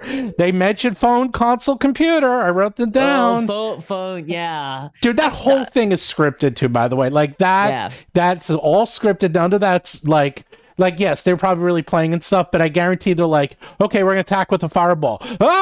Okay, take number 2. Okay, take number 3. It's like it's all scripted. I think it was scripted. Yeah, but they felt a little bit less phony in that scripted portion than they did when they were just kind of standing up with the potato. It just sounded like they were supposed to be having a conversation, but they were just reading lines in that particular section. I mean, before we even without even talking about the monetization elements of the game and what it kind of that possibly means for the future of Dungeons and Dragons, but whenever we just look at the actual core experience of playing on one of these virtual tabletops, I can never help but think that all of these kind of fancy graphics, the tavern, the monsters, the effects, all of it sort of misses the point, right? It all feels so ancillary to the core experience of what role-playing games are, which is that ultimately they should be all about imagination and trying to make it as easy as possible to do anything that you want. The moment you begin to try and represent everything in these images, and you try to make, like, oh, okay, you can play this character or this character because that's what we've modeled. Or I guess you can proxy, but that makes it a lot harder to actually play games. Right? Yeah. Like the more you try to represent, the more you take away from the core experience of the game. Well, I mean, the more you fit into this kind of square peg. I mean, here's the weird thing. People can't hear me or discourse, but I can hear discourse in the Zoom meeting as being louder than Steven. So I think Steven's just turned up higher in the mixer than us. No, this is what I did. So when it was set up, I don't want to keep talking about this. I fixed it. Sure. It should be okay. Fair enough. Because I had the mixing set. And then people couldn't hear the video because I have mixing set for speaking. So I adjusted everything. Everything should be more. It's back to our original settings. Anyhow, we did have some real quick super chats. Let's see. Itty Bitsy Spider Productions before said, Mordekainen's magnificent microtransactions. I like that. I'm going to use that. You got me. That's a good one. Remember, only the monster manual will be available. Yes. At first. That's a good one. Dark Winter sent, are they making a new Neverwinter game? And the answer is, yeah, they did. It looks like. I thought that Neverwinter was part of the D&D Online. No, there was D&D Online, which was like 2010, and then there was Neverwinter, which came out in like 2016, I want to say. Okay. No, actually, maybe a bit before that, 2014, 2015. I used to play them, but I don't play them. I'm not exactly sure. I'm not up on that, but it looks like... I was a big MMO player back in the day. Yeah. I was there when the microtransactions first arrived. And, of course, Derek's Knights of Last Call, if they do Planescape like they did Spelljammer, I will riot. That's the thing. It's like Spelljammer, everyone was so excited for, and then they put out 3 64-page hardcover books that were total garbage. I didn't even expect that many people to be excited because I liked Spelljammer, and as someone who liked Spelljammer when it was a little bit after it was coming out, when I was trying to buy them up when I was younger, that was the one that nobody else liked, and everybody was just like, "You're weird for liking Spelljammer. It's too zany." So I didn't expect as many people actually liked it. Whereas Planescape is one that, while it was off the beaten path, I felt like had a significant cult fandom, like other than me. I really, really like Planescape too. So we'll see. I think they probably learned from Spelljammer, and maybe they're not going to do the same thing again. We'll see. I hope so. And then we had Cheese of Ages, $5 super chat. Is it just me or they seem to be actively avoiding showing off the BTT? They showed strangely little in the segment. They showed. So what they did show is they just showed the actual gameplay, and they showed very little of the. The thing is that we were talking about how, you want to see like the interface. The interface is all done last. They're not going to have interface. They had game interface, and I will get to this. They announced, and I can't emphasize this enough, a playtest in 2023. This has to be very close, a lot closer than we think, because to get a playtest out requires this thing to be pretty stable. And I imagine it's going to be very limited in the playtest. Maybe they'll give you pre-designed characters, or you can only build fighters, or, they said it was May, right? That's so soon. It's in, did they say May 2023? Or just 2000, late 2000. Late. Okay, then late. I heard it. There's no way that. No, that's impossible. That'd be wild. May sounded crazy. So when they said it was early stages, and I also heard them saying, I thought they said May. No. That's what the heck. But again, it's all part of, because they mentioned about how the girl was like, "Oh, I want to create a character," and they're like, "Can I import my existing character?" And they're like, "Is it on D&D Beyond?" And it's all I know. about As soon as they building said that, I was like, it's about building this platform, right? It's starting. All right, let's see. But you need a place to check your stuff, because you're so disorganized.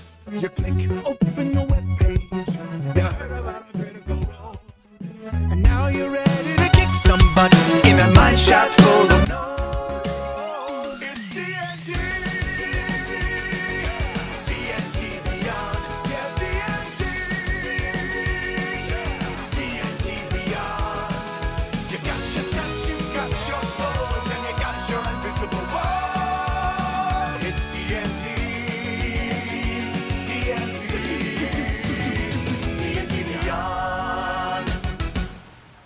Damn. It's a little bit of a banger tune.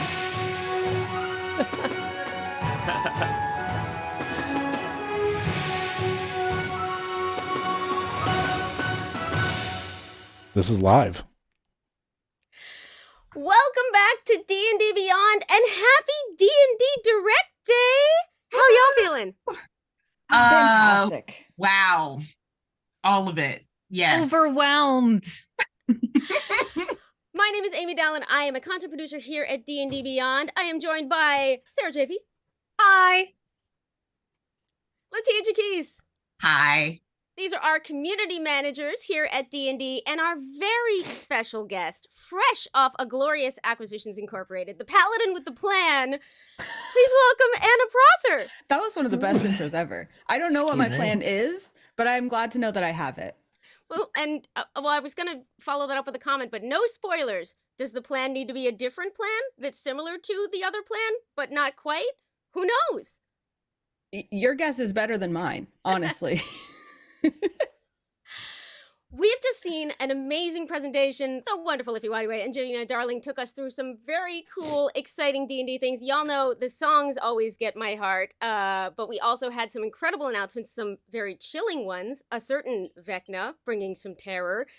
We're going to talk about all our favorite things that we saw. We're going to ask y'all some of your favorite things, and we have a few extremely special guests joining us. If you saw, say, the end of that video or the beginning, you're going to be very excited to stay tuned today as our guests come in. But first, there was too much good stuff to fit in one D&D Direct. So we have a couple of extra announcements that we want to make. And first up, Sarah, is anything exciting this weekend happening if I want to, let's say, get all my friends in at something of a discount? Oh, I don't know. Not anything huge. Just, like a sale over on D&D Beyond. Starting this weekend, you can find all kinds of deals on D&D Beyond. If you look at our beautiful, beautiful asset, you can see you can get up to 40% off on D&D books and digital dice. So definitely go ahead over to D&D Beyond and check that out and see all of the delicious deals that you can get. But not only Amy, I don't know if you knew this, are we having a sale over on D&D Beyond?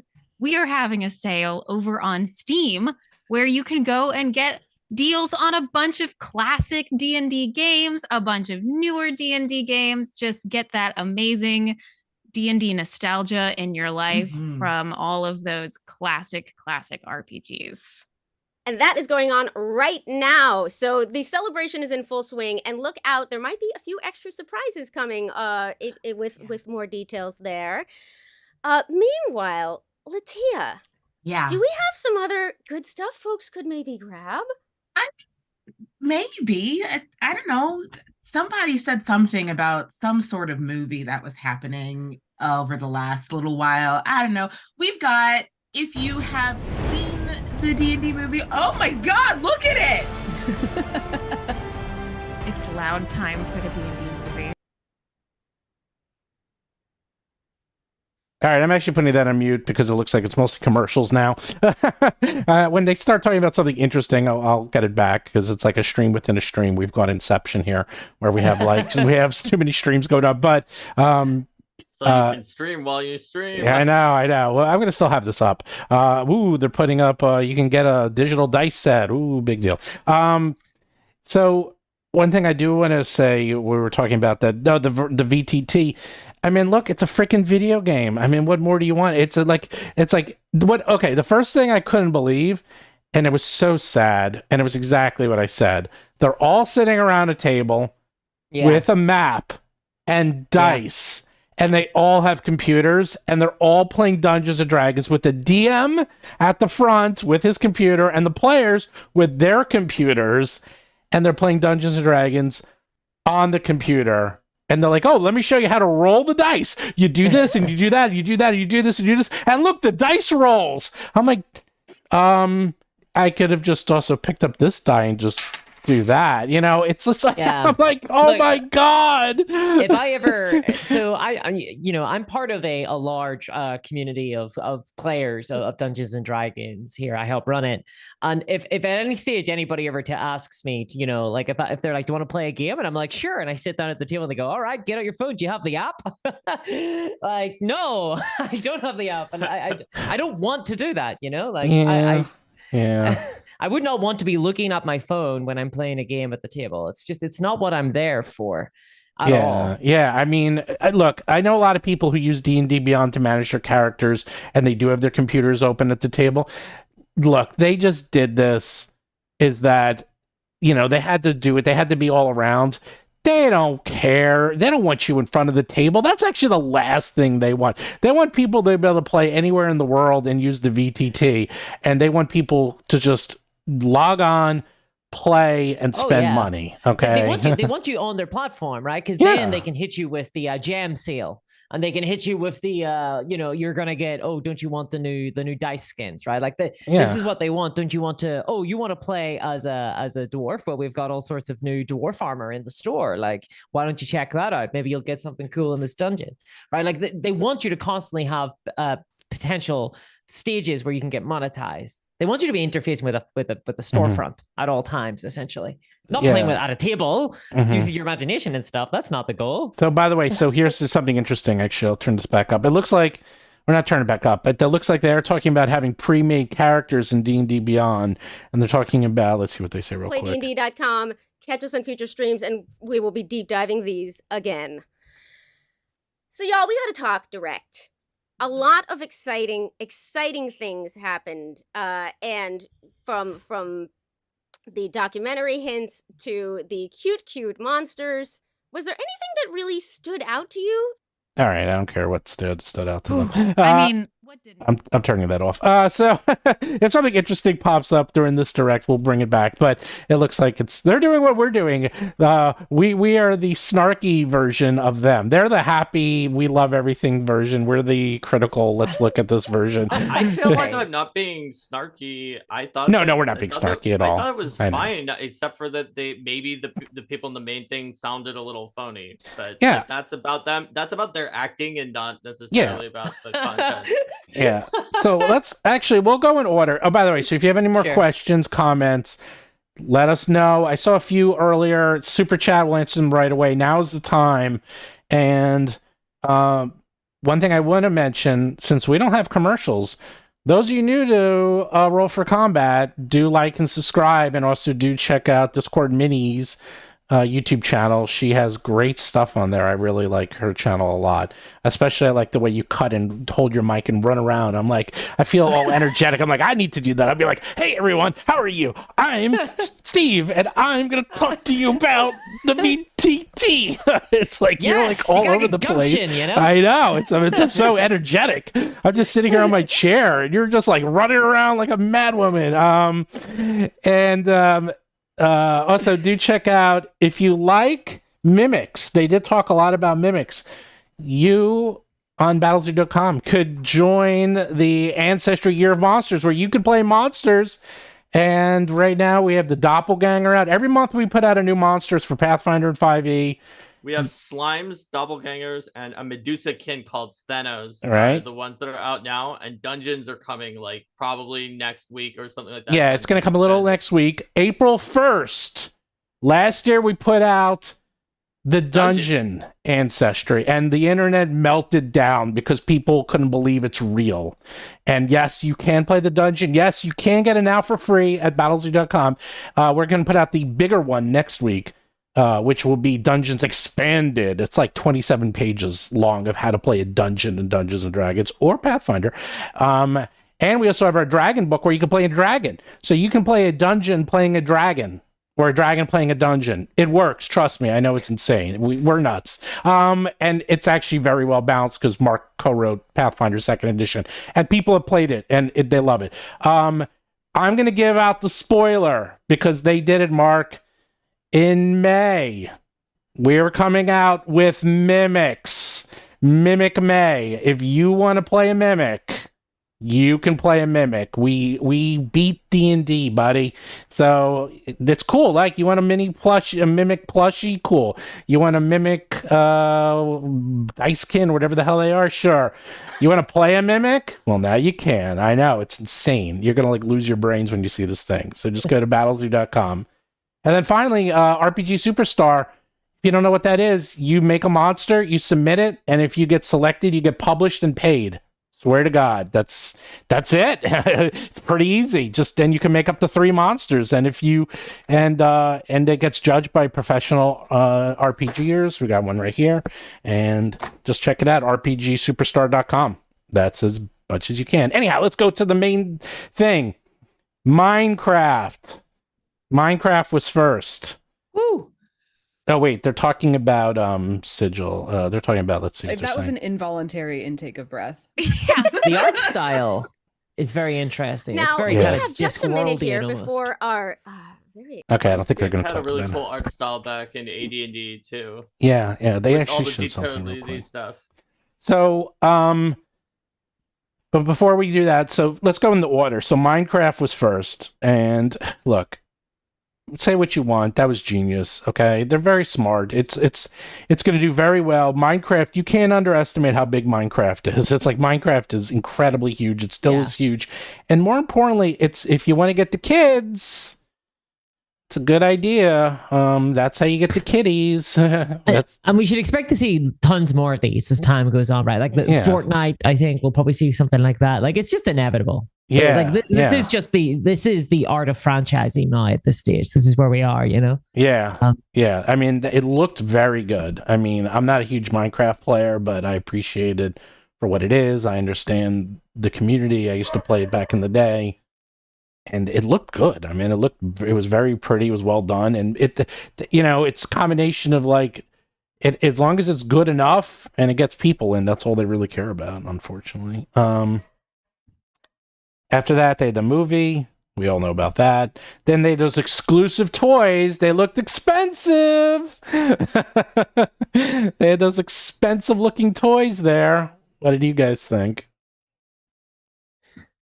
So the pricing structure for a lot of the sort of piezo like toys and things like that, they're extremely expensive, but that's because they seem to me to be designed for a very specific market of collectors, right? Who will purchase these items at extremely high markups. And I think that the thing that kind of gave the game away was when they mentioned that not only was it exclusive, it was limited, and they were using words like premium, right? Like this stuff isn't like for you to buy your kid. And well, the funny thing is they actually said, "Oh, so you can play with these," and I'm like, "No one is playing with these." Yeah, they're not for play, right? They're not for play. I know. But I mean, look, again, it's another one of this. It's another element of this kind of under monetization of D&D players, right? They're just trying to figure out ways to. So it represents a broader movement, I think, from Wizards of the Coast, from Hasbro, really. Whenever they're trying to turn Dungeons and Dragons into a brand, right? They're trying to turn it into an identifiable IP because it really isn't that right now. Like we were talking about the Dungeons and Dragons movie, it's hard to kind of get a hand on what is the Dungeons and Dragons IP. It's a game about your imagination and building your own worlds. That's really hard to monetize. So you get the beholder and everything these days. This is they're talking about the D&D multiverse with like Vecna. Yeah. All of this is towards trying to figure out characters that they can then sell as plushies and sell as toys, and then they can turn those toys and plushies into TV shows, and then turn and do the cycle.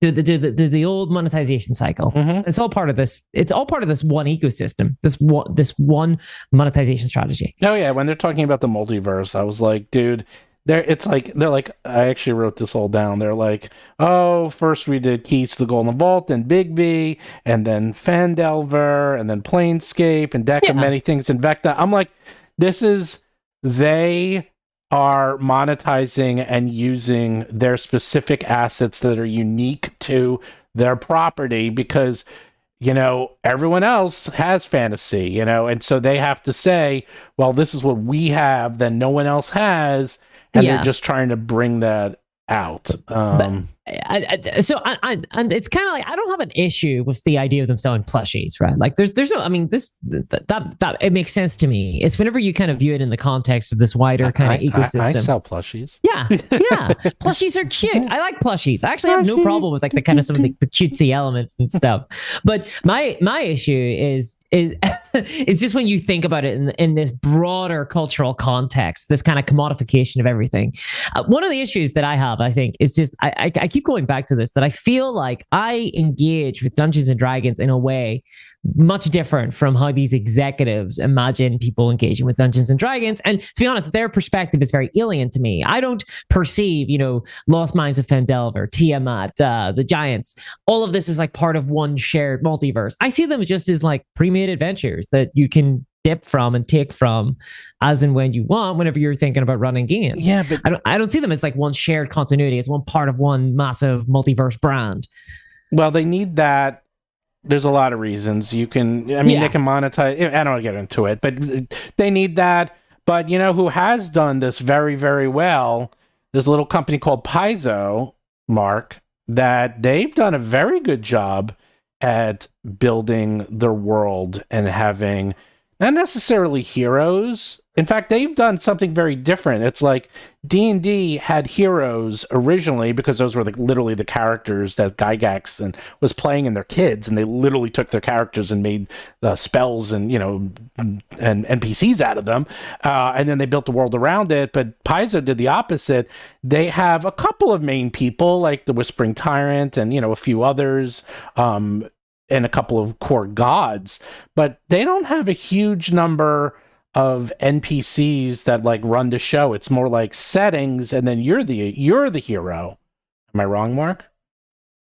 I think that's generally true. That Paizo was very careful about not having a lot of Elminsters and Driss who just solve all the problems, kind of, which never really was the case in the Forgotten Realms. But it was always the thought experiment when you go to the water cooler afterwards, or wherever you're probably not a water cooler where you're talking about it. It's like, why didn't Elminster just solve this entire thing? Why do we have to do this? It was literally on his doorstep or something. Was he just living out Ed Greenwood's fantasies somewhere else in the setting and just not helping us? What's the deal? There's 15 chosen of Mistra who are all 20th level and could have done any of this. So I think that Paizo specifically was trying to avoid that. I didn't really have that problem, but that was just a major thing on the internet. I know even the Wizards people saw it, and when they made 4E, they just killed 99% of those characters off and just kind of minimized the others. And then that made people angry too, because why'd you kill all the characters I liked? So it's hard. It's hard one way or the other. I was kind of in the camp of I didn't mind having Elminster and those other people, but I think Paizo knew and we're trying to avoid it. Yeah, I like those guys. I have no problem with that. You know what? I can see the value in both ways. One is, look, it's well known that the whole reason planeswalkers were even invented for Magic the Gathering is so that they can come up with characters. I mean, it's this is now the new norm. Every game has to have iconics and people you can latch on to. I mean, heck, even our Battle Zoo games, we have Zara and Kruger and now Quinn, Zan, and we have our own iconics. So yeah, I kind of I do resent it to some extent. For example, specifically in the setting of Warhammer 40k, for example, it's a tabletop game, and it was originally created to be sort of a kind of context to explain why you're having a battle with your friend, right? Why our two armies are fighting. But in the last kind of 5 years, they've started doing the same thing and bringing in these larger than life characters that people can kind of buy miniatures of and build up with these big main characters. And I see it kind of happen with D&D in a lot of ways.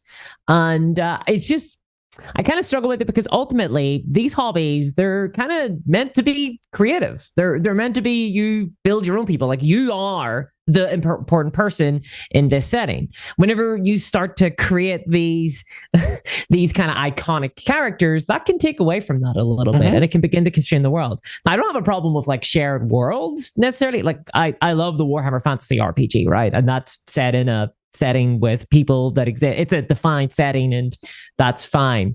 But there's a very cynical side to this, where this is being created specifically because it's more monetizable. It's not done simply for the art of the thing. It's not done simply because it might present more fun for players, or it might be an enjoyable thing to experience. It's done because it will help turn people into fans. It will help get people into a sort of monetized ecosystem.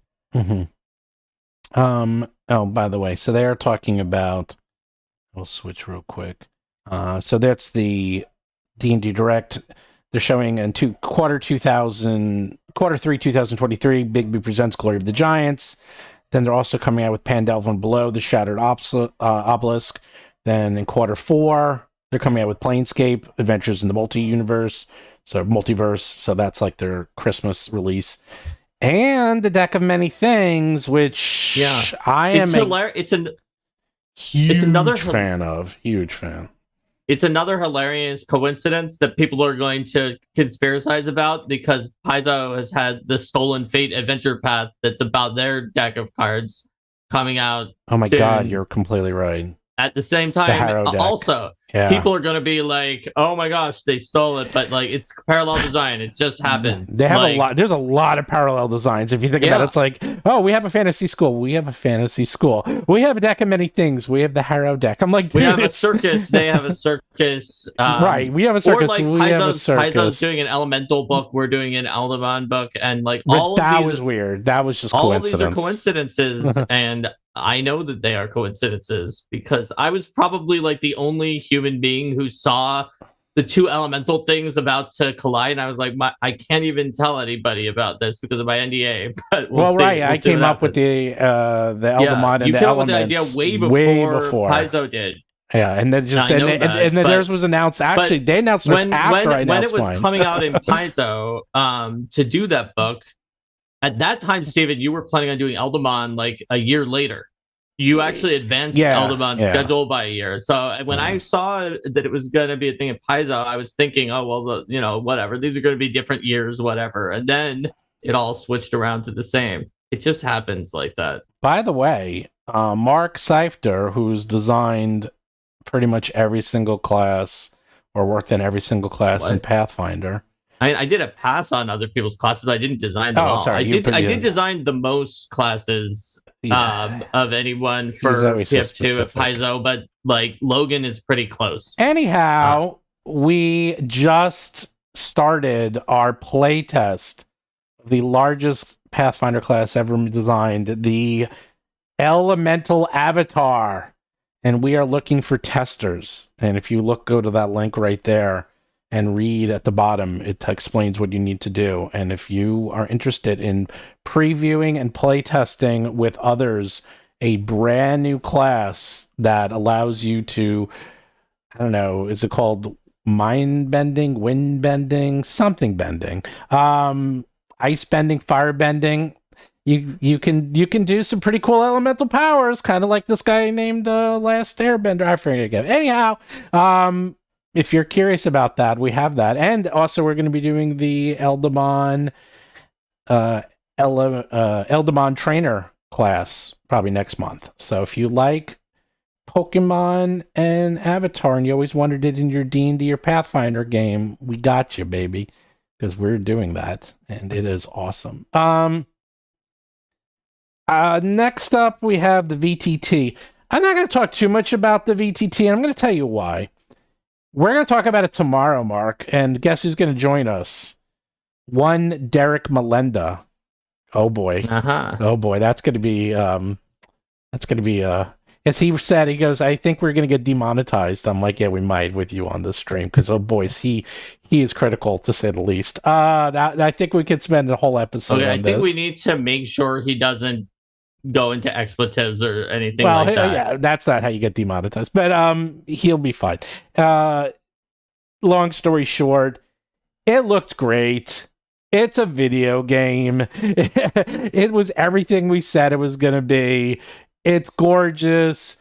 It allows you to connect directly to D&D Beyond, so you have to have 2 paid subscriptions. Obviously, no way is it going to be, maybe they'll have some group subscription where it's D&D Beyond is $10 a month and the VTT is $20 a month, but if you get both, it's $25. Package, right? They're going to do that. Of course they are.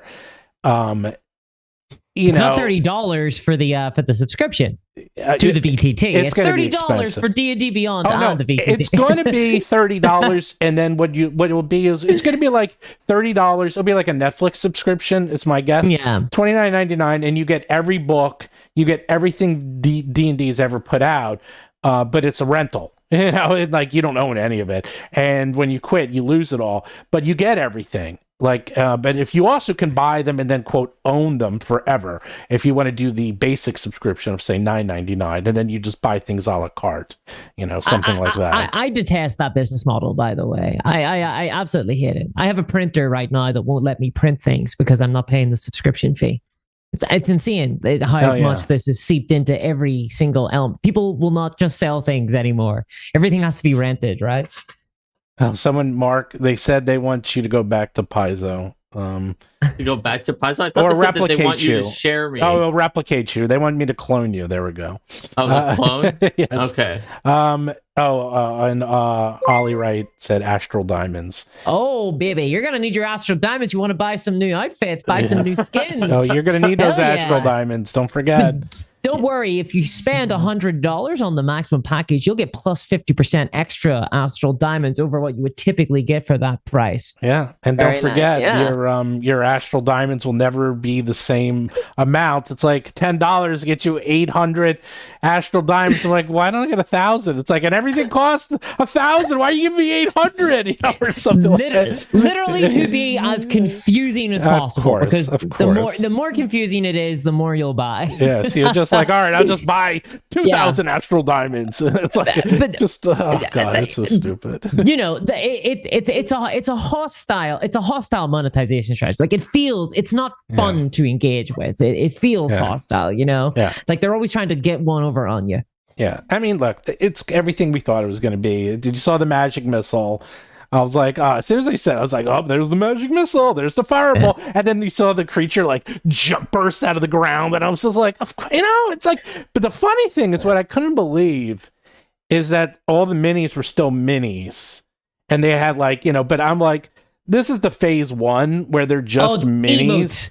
Oh, they'll be selling emotes before too. Oh, and they're gonna be animated too. Like you want that's extra, man. You want the sword waving around. You want fire coming off that sword. Hey, that's Steven, extra. did you know that my character doesn't shoot a magic missile? They shoot a sort of like a poison bolt. No, and like, you can tell that because I've got it reskinned. I recently bought the poison. It turns it all green and luminous. So that's my character's style. It's like you're listening to a clone of me. Isn't that funny? There's like 2 of us here now, Mark. It writes itself though, It right? looks like they're adding new cards to the deck of many things. Of some like lost cards that you can add in or not, which is also something that Deck has in Pathfinder with optional or like additional lost cards, which I mean seems very interesting. Yeah, we'll get to that. Anon Adderland says that Astral Diamonds are used to buy gold. Gold is used to buy character models. You're totally wrong, Anon. Gold will be the in-game currency that's free. You can totally play the game for free. You just have to be on the battle pass and play for 3,000 hours in a month. It's easy. Yeah, seriously. it's gonna be a complete mess. Like this is the thing. This is all going to happen, okay? And this is the worst part. They're probably going to make $2 billion They'll be profitable. This. Oh, they're going to do great. They're going to do great. And we are going to be this minority weirdos who play D&D in person with dice. Like, they're going to be like, what are these? What is this thing you have in your hand? What is that sound? I'm like, oh, that sounds just like my virtual dice. I guarantee you're gonna hear that one day, and you're gonna die a little when you hear that when someone says that. I'm not actually convinced that it's sort of that it will be successful. I'm not convinced that that's the case. I think it will because they're not marketing to us. They're not. Yeah, okay, that's fair. That's why the Minecraft was designed to get people in. They're not marketing to us. They're just not. They're not. They're pretending they're not. There's a couple of questions I think that need to be answered with this though. Is that I'm not even sure whether or not with video games that these monetization strategies will be successful in the long term. I think actually you kind of burn players out, and the reason why video games can kind of get away with it is that they're extremely accessible, and there is a huge market of people who are engaged and interested in video games, and it's very easy to get involved in video games. And you can see that in the markets, right? It's biggest in the mobile market where it's as easy and as accessible and everybody has a phone. As you get to like PC gaming, it gets progressively smaller, the audience. Whenever you come to like Dungeons and Dragons, it's actually a very small audience comparatively to video games, a very engaged audience. And I think that there's a potential chance that actually most people don't get into this. And even if they do, I'm not sure how long it can last. Like how interested people will actually be in a lot of this. So I have a little bit of hope, but yeah, it's hard not to kind of see this coming and think that it's going to be. That's why you're going to have pre-made adventures. That's why you're going to have pre-made artificial, not AI. Everyone's like AI Dungeon Master, AI Dungeon Master. AI. Stop saying AI Dungeon Master. It's not going to be an AI Dungeon Master at first. It is just going to be scripted encounters, aka a video game. We have these. They've been around a long time. It's not hard to do. Or maybe they'll have AI to procedurally generate a dungeon for you if you want. Which is called a roguelike. Pay 10 astral diamonds and our AI will just make the dungeon for you, and you can then like adjust it if you want. And then you can play with either friends, or you could just do what MMOs do, is you can find a group. I mean, this is, or have AI NPCs that join you and you play with them. Oh, incredible. Dude, this is all technology that exists now. Like everyone's like, guys, yeah. Can I randomize my stats when I make a character, and then if I don't like them, can I re-roll for 10 astral diamonds? An astral diamond, let me re-roll your stat. There you go. No, I didn't get an 18 in Dex. I need to re-roll. No, you're gonna get. What if you fail? You failed the saving throw. You failed the saving throw against against Finger of Death, and you're going to be killed. But if you pay 100 astral diamonds, I don't think that they will do. So they obviously can't do that when there's like a personal a DM. However, I think they could do stuff like that if there is a single player game. Dude, and they could say, here, you can play the free version of it. And in the free version, the free version, you won't get past level 5. That's the other thing. Yeah, that's it. Yeah. You got to pay, and a big splash screen will come up and be like, it'll show you buy the bundle if you want. It's going to be or like, you could have one character for free, but then... yeah. I mean, this is all. Look, I told you when I work with Blizzard, and they put in. They actually had, so in the beginning, they had it to do character transfers. There was a pay for it, and you had to pay. They had to manually do it. Like in the very beginning, all that stuff was manual. It's all automatic now. Like changing your name, changing your race, changing your class. Like you're paying for it because they can get away with it. You know? Yeah, there's no actual reason for it, right? Like, because I remember people used to say things like, "Oh, it's to encourage people not to do it," right? They put a fee on top to make sure that people don't abuse the system. Yes. It's like, well, if they wanted to do that, they just put in a limit. Well, that's charge for it. Yeah, they do that also, right? They do that to also make sure people don't go crazy. It's the same reason, like at Gen Con. The first time I went to Gen Con, you had to pay, it's $2 minimum usually to play in any game. And I was like, why did they do that? It seems so weird. I never had to pay. And it made sense now because it's like, well, because there's a cost to entry, and this way it's not significant, but it's enough to make you serious so that you're not just signing up for everything and then not showing up. Also, they make money off of it, but I'm okay with $2. So Ollie Wright had a question. Do you think Wizards can make a better game than Diablo 4? If not, why will it succeed? Well, I played Diablo 4 both weekends, and I'm a big Diablo fan. I've played Rogue since it was Rogue. Like, before the term roguelike existed, there was this thing called Rogue with like little pictures and ASCII characters. That was my jam, man. I loved it. No. Blizzard still has geniuses who work there. They definitely know what they're doing. They are torn between monetization and making a good game, which is a whole other story. But they're very hard. They're really trying to make a good game. And I think the game was a little dry and the balance was off. I think it was way too easy. Also, Diablo is 2 games. There's leveling your character to max level, and then when you're max level, there's a whole other game.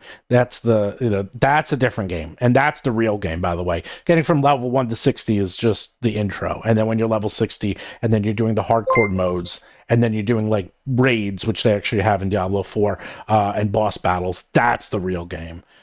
So no, I don't think it's like, a different model. It's a different model. It's the inverse of D&D, where 1 to 3 is the real game, and then from there it just gets a little bit silly. Yeah. Well, I want to be able to kill players in a single hit. Well, play Pathfinder. Okay, I'm killing people all the time. Justin Jackson, and they're level 14. $5. Maybe I missed it, but I didn't see much on 1D&D. Have you looked over the playtest material? I'm curious your thoughts. So you're talking about They didn't talk about 1D&D rules at all. Nope. In that. Nope. Because that's not what it's about. It's 6th edition. You're calling it by the wrong thing. So make sure you call it by the right thing. Don't fall for the marketing. I have been pleasantly surprised, but not for the reasons you think. When I read the playtest materials, especially the more recent playtest materials, I can see and smell the Paizo game design all over it, which I think is very refreshing and nice. I can smell the Ron Lundins and and the Patrick Rennies getting their input in there. At least that's what I think. And that's nice. I think it's a good move. It's hard to say. It looks like it's so early, and I can't really comment on it because D&D is such a light system, in my opinion. Until they start it's to not really, that light. It's so light comparatively, in my opinion. In my opinion, I think it's a light system. If you think it's a rules light game, you should play an actually rules light game. You're talking. Yes, you're it's, talking. It's a pretty heavy game, but that still manages to force the GM to make a ton of rulings. At the same time, it's kind of in like a weird twilight zone. Yeah, you're kind of right, but you're talking to someone who's been playing for 45 years. So to me, it's a light game. To the average person, it's probably not. You're completely right. But my point is, until I see some serious crunch and like real changes, it seems like a very light touch so far in what they've been changing. So that's just my opinion. It's hard to say. I want to see 6th edition, and then I'll tell you. Until then, who knows? They don't call it the 6th edition. Yeah, they don't want to call it 6th edition. It's gonna be one D&D forever. That was the biggest thing I ever called. I said it was gonna be called that, and they were gonna make it one D&D, and they're gonna never have versions again. And that's exactly what they said. Chris Perkins almost used my words exactly, which was pretty cool. There will be a 7th edition, though. There will be. There will be. I mean, like it won't work. This concept of one D&D forever. It won't work. I've heard this a lot from other companies and other games and things. Yeah. It doesn't work. Well, it always collapses. They do it because they do it because the sales plummet, and so they have to keep it one edition. So you got to do a refresh. Got to do a recycle. So we'll talk again. We'll talk a lot about this tomorrow. We had Joe Magni. I can never pronounce his last name. Magliona, whatever. From Pittsburgh and Carnegie Mellon. He was like, I think the same year as me or right below me. He was there the same time I was there. Big D&D player. Doesn't surprise me. He's awesome. And yeah, man, I'll watch that. I'll watch the documentary. In fact, if you want to watch a fantastic documentary, watch The Art of D&D on Amazon. Fantastic. Very interesting. Goes through the whole history of Dungeons and Dragons and how they invented the fantasy genre, because there was no reference material back then. So a lot of things that you think of now that you take for granted, they had to invent it, and it goes through how they invented and what they were thinking. It's awesome. So check that out on Amazon. Then they talked about trying to build the multiverse. Yep. We talked about that earlier. Did anyone actually play Keys to the Golden Vault? It's funny. Whenever their books are really, really good or really, really bad, you hear a lot about them. I haven't heard a single peep about the Keys to the Golden Vault. Nothing. I've heard zero. Not a single thing. I don't know anyone who bought it or played it or no. It's like where people just get ignored. I've heard a little about it. I've heard nothing. I'm really curious about it, honestly, because it seems like the core kind of gameplay loop within it is about heists, right? And it's trying to plan heists. And Dungeons and Dragons notoriously has a very bad gameplay loop when it comes to heists, because you have that first session of the DM. You've created your map and put all these paths for the sentries to be walking around and traps and things, and you lay it out before the party and say, here you go, guys, make your plan. And then the players all kind of awkwardly look at it for about, an entire session, and then just kind of stumble through, eventually getting caught and simply having to kill their way out every single time. So I'm really curious to see how they kind of cause that. Look, Dungeons and Dragons, if I want to run a heist, it's not exactly like Dungeons and Dragons isn't the game that I think of. No, no, but they had to tie it into the movie, and it's really just whatever was it, 11, 13 mini adventures. That's all it really is. I like that. I like that as a sort of model for these kind of books, right? There is a theme to them. They have, like heists, and then they say, here are 13 different heists that you can either string together as part of one big campaign, or just take them and throw them into your game. I think that's a really useful thing for DMs. I think that's a pretty cool idea. I do quite like that. And then we had Big B Presents Giants. We had Fandelver. But then they did three things that kind of, well, two and a half things surprised me. Planescape, that I did not expect. Deck of Many Things, that I did not expect. And Vecna, okay, that I kind of expected because, Stranger Things. It's Vecna. But it's Vecna. I was surprised, honestly, they haven't done them before now, right? Like, I mean, Well, that they haven't gone to that well. The thing about Vecna, and I've mentioned this on past streams, is that I was like, a couple of months ago, I was like sitting around somewhere, and then I heard like some women in their 30s that looked like they were nurses or something talking about Vecna. I'm like, what the hell is going on? I'm like, what? I mean, obviously it was Stranger Things, but I was like, oh my God. It's like, did I go into an alternate universe? Like, who is talking? How do you know who Vecna is? Hey, like, everybody's been watching Matt Colville, okay? Yeah, that too. It's like Matt Colville and Stranger Things. And I was just like, wow. That's zeitgeist right there, man. It's I mean, I expected them to do something bigger with Demogorgon after the first one, but no one expected Stranger Things to be a hit. Nobody, and I mean nobody. the scale of it as well, right? Like how big a hit it was, and like how much it made an impact. Yeah, I mean, it was beyond big, and it was just one of the shows that came out. It was a nothing, not nothing show, but Amazon comes out with like 5 series a week. I mean, seriously, I mean, they come out with a lot. That's the problem. Heard of any of them. There's too much saturation now. I think whenever Stranger Things came out, it came out in like 2016, 2017. It was the right moment. It was just before we got 2016. Yeah. It came out just before we got this massive deluge of content from all the various streaming services. It was very good timing. It came out. They used the right font. Like, as soon as I saw it, I knew what it was. I was like, I know what this is. I don't even know what it is.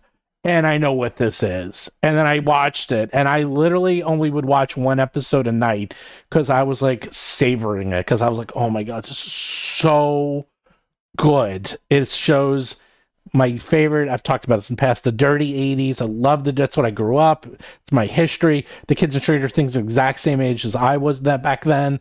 I just love that show. I love everything about it. I loved the first season, but then I sort of like the second season I watched, and then third I kind of like the third is that mall culture was my life. Like, I lived at the mall. Everything they did, like took the bus to the mall. Everything they show about the mall, that was what I was back in 1986 when I was like hanging out on the mall. There you go. Like, it was very accurate. It's kind of scary how accurate it was. So anyhow, it looks like, and they talk about the Red Wizards, they talk about Venger, they talk about the League of Malevolence. Look, more power to them. I mean, like, they were coming out with adventures, and now they're coming out with very connected, very specific adventures. I think they see the writing on the wall. I think they also see how powerful Paizo and Pathfinder has been getting, and they realize that they have to offer something unique, because it's like, okay, well, sure, you can play Pathfinder, but you can't play Venger in Pathfinder, and you can't play Vecna, and you can't play Planescape or Red Wizards, or none of those are Pathfinder. So, they were showing off pre-made characters as well in D&D Beyond, and I wonder if they're going to go down that kind of GURPS road of eventually we're going to get Batman, where we're going to get like pre-made characters, like the D&D movie characters, the character sheets for them. Like those are already out, but they're not. They made a joke. They made a joke about it where, I'm playing the Chris Pine or whatever. But they have them. But they're they monster put them up before sheets. the movie, and apparently they had spoilers in them. They had minor spoilers. I saw the movie. The spoiler takes place within the first 5 minutes of the movie, so fair enough. It's not so it wasn't so bad. It wasn't like a major spoiler. It wasn't. Well, you didn't watch, so you didn't see the sheets. By the way, they're not character sheets. They're monster sheets. They're NPC sheets. Which is the D&D Beyond ones are. Yeah. Those. But there is a new. Okay. And they're making pre-made D&D Beyond, not necessarily of the kind of D&D movie characters, but just like, I think, generic pre-built, like a fighter, a wizard, that you can just like, you don't even have to make your character. You don't have to do character creation. You can just be like, I'll take the pre-made fighter and I'll just play as them, which is fine. But I'm wondering whether or not they're going to start maybe offering characters, like actually, here is your favorite character from the new, D&D movie. Or they're showing their game dice. They have magic cards. Dice. Magic the Gathering cards of all different fandoms. So I bet they could do it. Yeah. Yeah, it makes loads of money. This cross-franchising makes tons of money, and it creates a lot of cross-pollination, right? You get like the people from the Magic the Gathering community to play D&D, and then you, even more importantly, get the people from the D&D community to play Magic the Gathering, where then you can rinse them with a lot of card packs. Oh yeah, I totally forgot about that. I actually skipped that. They had the Magic the Gathering D&D movie cards in there, and I was like, oh boy, here we go. The co-branding, and it's gonna be endless. Like, that's never gonna stop. But yeah. Aaron Mulder for $5 wrote, I could definitely play all those things in Pathfinder, and WoTC can't stop me. They tried. They tried to stop you. That is correct. But I guarantee you can't play any of those things on their VTT. They don't let you do any of that. That's right. That's how they're going to control it.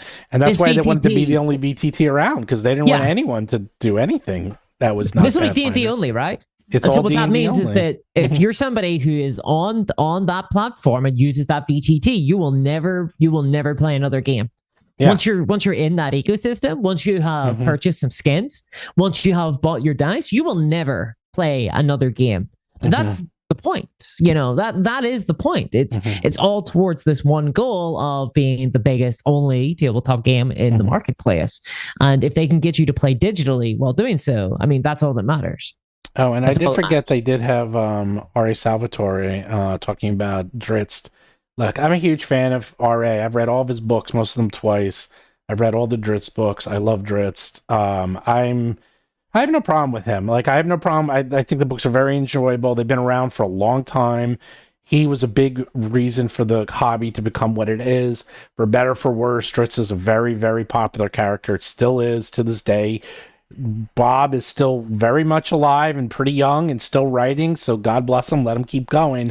So good. Let him keep writing those books. They keep selling, so they're gonna make sure that they're gonna sell that. That's a big part of their brand right now. Is that there's people who will automatically buy those books.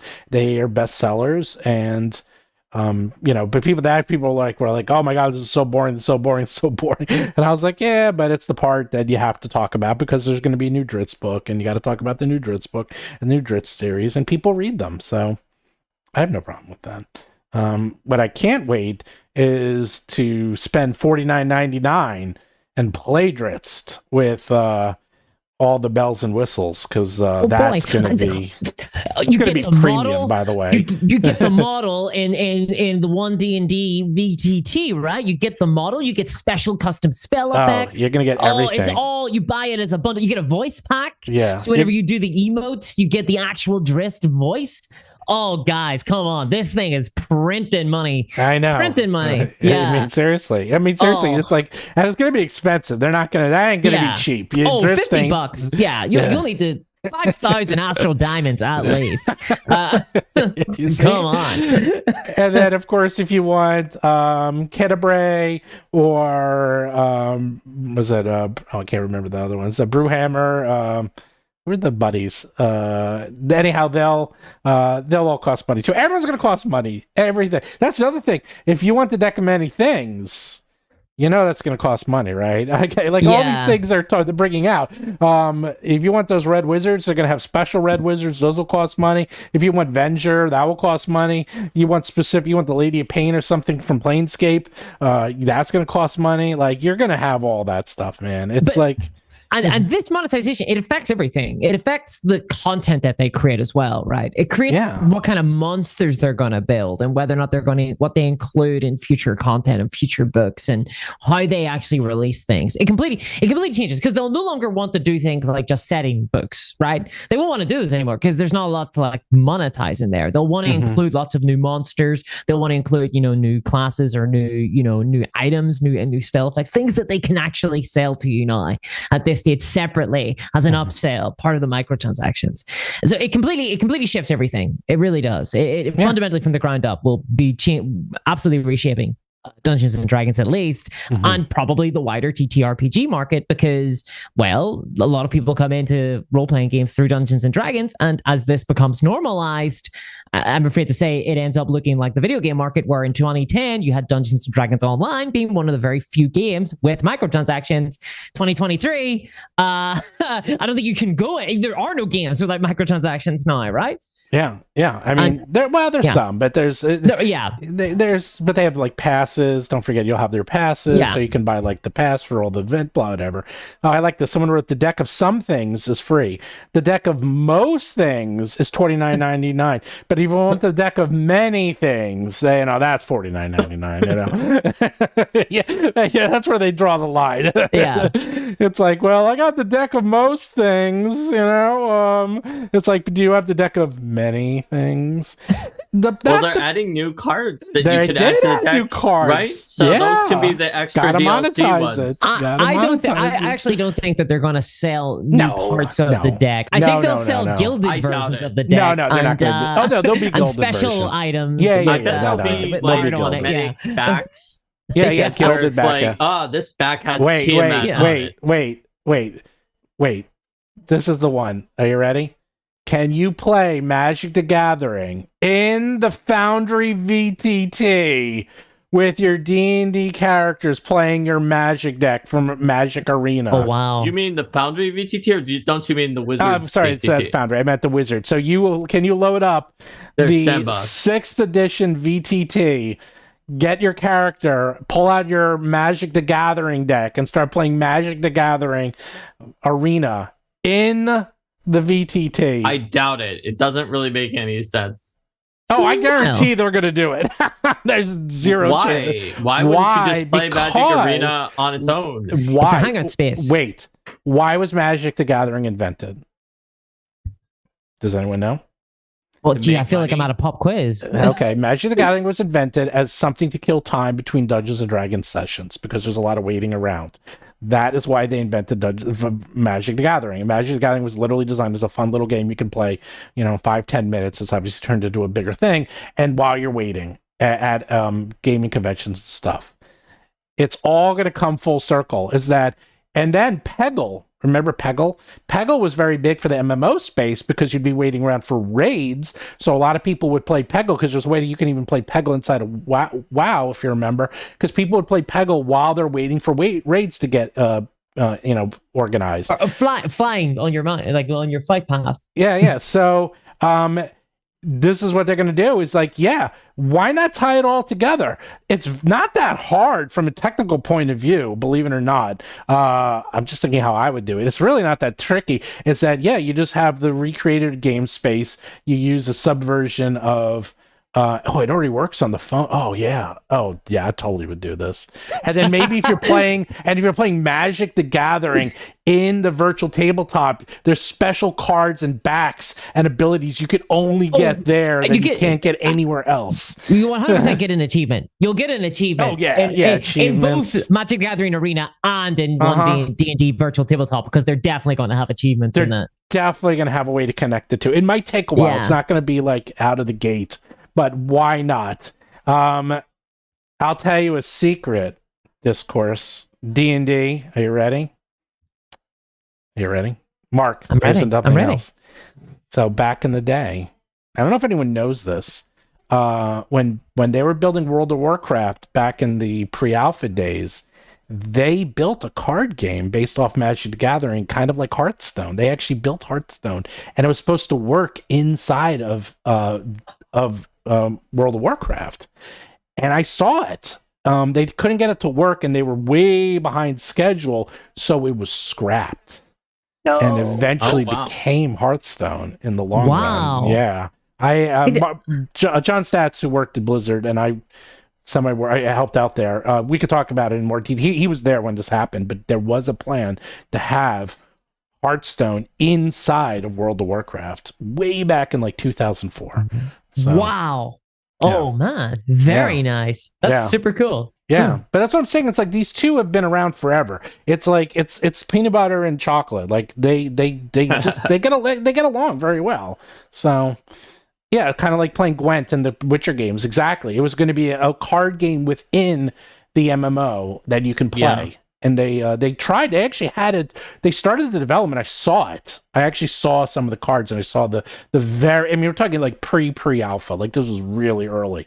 This is back when they only had like 6 races too, and then they had to add the trolls and who else did they add? The goblins. Gnomes, right? Gnomes, because they like, we need more. That's why they had like the crappy starting location, because they literally just added them at the last second, because they're like 6 isn't enough, we need 8, and they quickly just added those 2. And then of course they're the ugliest ones, so no one wanted to play a troll. That was a mistake. Anyhow, the gnomes were awesome though.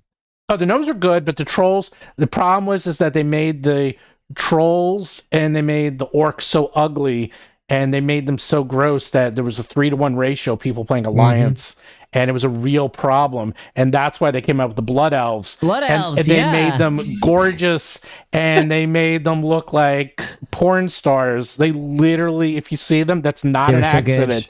They're so good. They're good. Actually, I love the Blood Elves. when they were first kind of showing off, they were very slender, and then people didn't like the male Blood Elves were very slender. They had to like buff them up a little bit. Oh, but look at the females, and they're barely wearing anything, and that was like designed specifically to get more people to play Horde.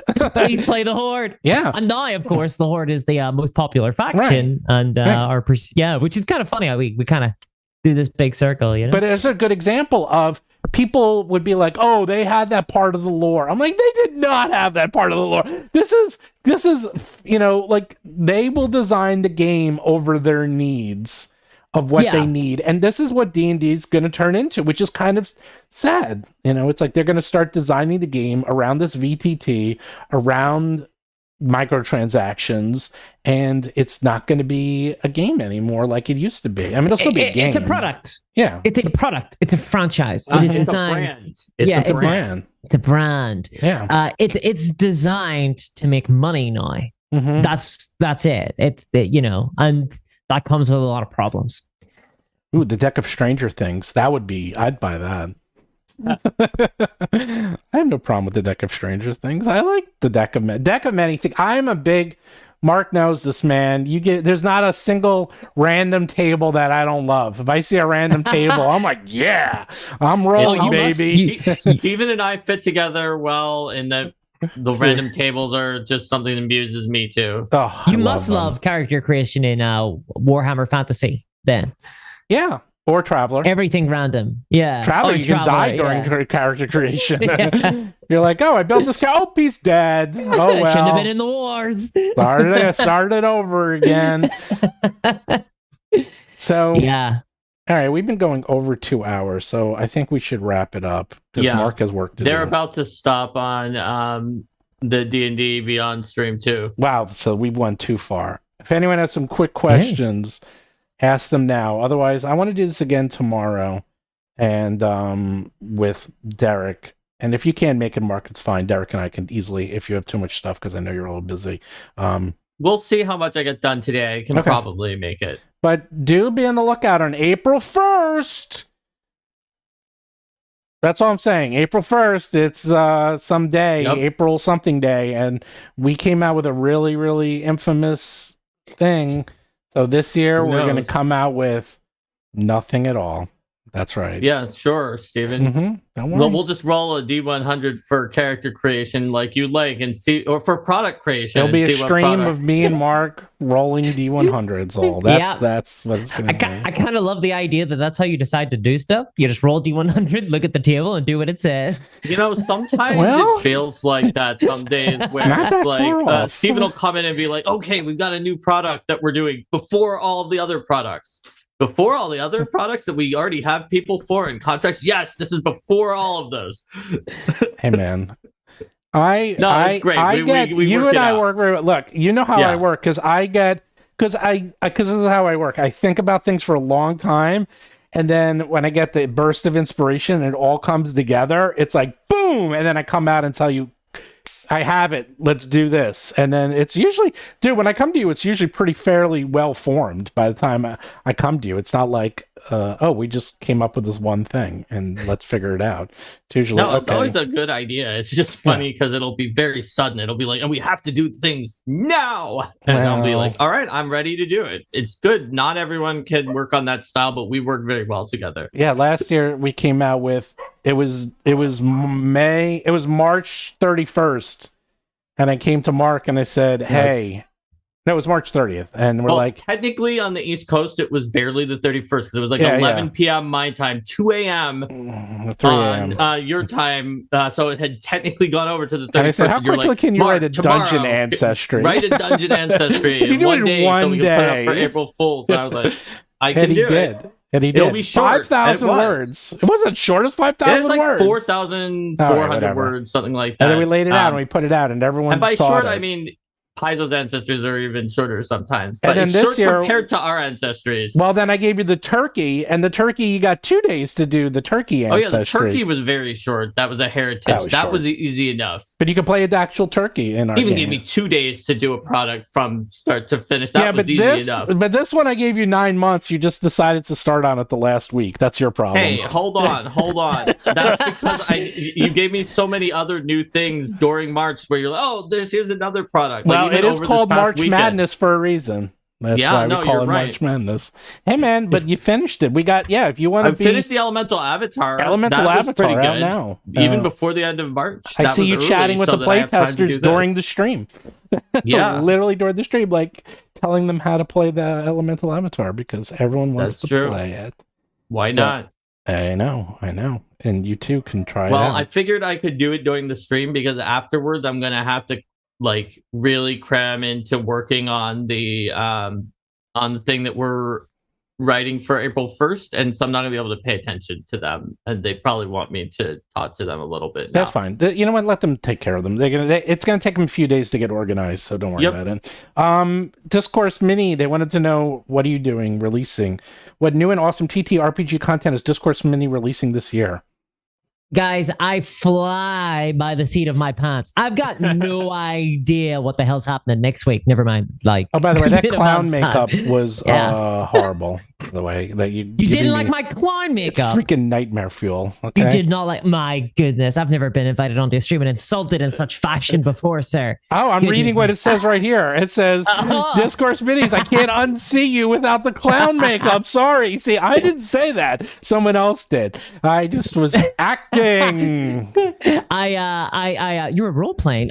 So I look, I love doing the climb makeup for whenever I have to do legal analysis, because whenever I used to have a background in law, and I don't enjoy the law. I don't enjoy engaging with the law. I don't enjoy it, but I can do it. So whenever I have to do it, I like to dress up as a clown so that people know not to take me too seriously. I thought you were going to say because make sure you were being taken seriously. I'm dressing up like a clown. This is how real this is. Yes, No, serious business. Thus, plus, whenever people quote me and they show like clips from the video, like out of context, they're like, I don't know why I'm getting legal advice from a clown, but there we are. And I think that's a lot of fun. I just like that to be the case. I like myself to be a clown lawyer. That just brings joy to me in a big way. Jensen. Let's see. Jensen Cram says, I have a degree in software development. I hate computers. It is what it is. Well, here's the thing. I love computers and I program and I still love computers to this day. You know, I was thinking about that, Mark. It's like, be careful what you wish for, or don't turn your hobby into a job. That's a very common thing. And I'm thinking about whether I made a mistake doing Pathfinder and 5e professionally now for the last few years. Has it ruined the enjoyment of me playing the game? And I have to say, not only has it not ruined it, but when we play our actual play podcast and we have Vanessa Hoskins playing her dragon, which is what I put out and Mark wrote, and when she does something completely broken, not broken, but she does something really powerful, the only person I have to blame is myself, which is a beautiful thing. It's an interesting feeling for me when that happened too. I think it can enrich the experience if you're also working on it. Yeah, and I'm like, who designed this crazy thing? Oh, that's right, we did. It's like, who put out this crazy ability? Oh, I did. That's right. Okay, well, can't really argue with myself. At high levels, abilities need to be wild. Your monsters are doing wild things to their party too. Yeah. You said you almost killed them multiple times, so I'm glad Vanessa has awesome stuff that she can use to fight against you, Steven. Wait. I have a story, and then we'll go. last night. John Statz, who's a bit of a curmudgeon, who plays the worst thief ever designed, and he is funny as hell, though. The worst, like, is in, like, badly put together thief? Well, he was a strength thief, using... He made a strength thief using all dexterity rules. He was a strength high... Yeah, he has a 20 strength. But he used the thief... yes. And not the ruffian on Rogue. Yes. Even though the ruffian is the strength-based one, and the thief is the one that uses dexterity. Yes. So he has a 20 strength. Excellent. There you go. But he has a lot of monk abilities. And the monk has all the thief abilities. So the two are nearly identical, and they're always ripping off each other because they're very funny. He found last night in our game, he found the Storm Flash. Storm Flash. Yay. One of the greatest weapons I've ever seen. It does 3d6 damage plus 1d6 electricity damage. So it basically does 4d6 damage plus if you crit. If you crit, it basically does 8d6 plus 1d8 deadly damage plus his 3d6 backstabbing ability, which can double 66. Yep. So, dude, you're literally doing, what is that? 66. You're doing probably about 53 and a half damage. Not counting the lightning that jumps out to other things. And the lightning shoots out. And that could kill a goblin. It's insane. And he says to us during the live stream, if I can't add it to my hero lab, I don't want it. And we were all like, you are literally turning down the greatest piece of loot we've ever found because of Hero Lab. I was like, can the investigator use it, or are they? He took it. He's like, I'll take it, and I'm like, John. We all had to spend like literally 20 minutes to convince him, and then I saw it. I'm like, do you realize what this does? He's like, oh, but I'm gonna always forget, and this is such a pain, and it does so many things. We had to talk him into using Storm Flash. Wow. I'm like, dude, are you insane? It's like, and then afterwards, all the players are like, dude, what's going on with John, man? And it's like, here's your Holy Avenger. I'm good. I'm like, it's a Holy Avenger. Nah, I'm good. I don't need it. I'm like, I have my plus one sword. I have my plus one sword. Yeah. God. It's so... Hey, the mark of a hero is what's inside them, not their weapon. Well, okay? no, it had to do with no, he didn't want it because of bookkeeping. That was it. The bookkeeping was too much. Hey, fair play. I was like, I'm not here for this. I'm not here for rolling lots of dice. I can't program that. It goes, I can't figure out how to program that into Hero Lab. And I'm like, dude, it's a magic item. And then after half an hour, he's like, oh, I just clicked it and added it to my character. I'm like, oh my God, I'm going to kill you, John. And I was like, you see, this is what happens. I thought it would be, as a DM, it's so depressing because I was like, oh, this is the time he gets all excited. He gets this amazing piece of gear. Yeah. Everyone's going to be cheering and it's happy. It's like, no, thank you. Too much bookkeeping. You can keep it. Thank you. Fair enough. Like, that's a legit player type. And you have to know your players. Some players are like that. Yeah, but I also know my player is that he endlessly complains how little damage he does. Oh, okay. Well, look, players are inconsistent. They are fallible human beings. They're not rational creatures. You simply have to take them as they are. I still can't. I'm like, I'm gonna kill him. 8. Wait, what is that? So it does. It does 14d6 plus 1d8 points of damage on a crit. Plus, it hits 2 more enemies with electricity. Pretty insane. Yeah, and he's like, nah, I'll just take my 2d6 sword. Thank you very much. I'm like, once per day, you can shoot out like lightning bolt. Like 8d12 lightning bolt or something like that. 8d12 lightning bolt. I know, an 8d12 lightning bolt, and once every 10 minutes, maybe a 7d12, but yeah, you can suck in electricity. So if you're hit with a lightning bolt, you can actually have your sword eat the lightning bolt and say, no, thank you.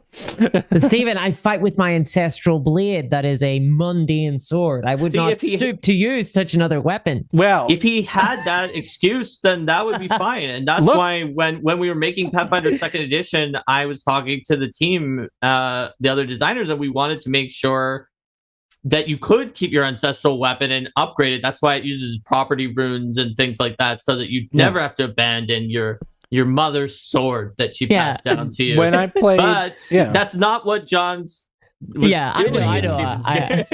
Well, real quick, and then we'll really go, is that everyone do like and subscribe and check out Discord Mini.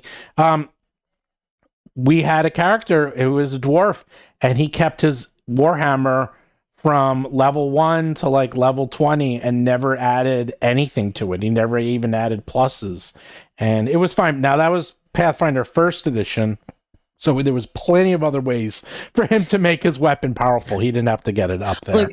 Like Dungeons and Dragons, Pathfinder, I mean, I view them kind of within the spectrum of war games. They're very much games that have they're combat-oriented games, right? Like, so engaging with the systems is kind of the point of playing that game. Like, there are, I'm going to disagree with you, Steven. Dungeons and Dragons, Pathfinder, they're not rules like, they're to me, from my perspective, they're very crunchy. Like, rules like to me is a game like Mothership, where you roll D100 and it's a yes or a no.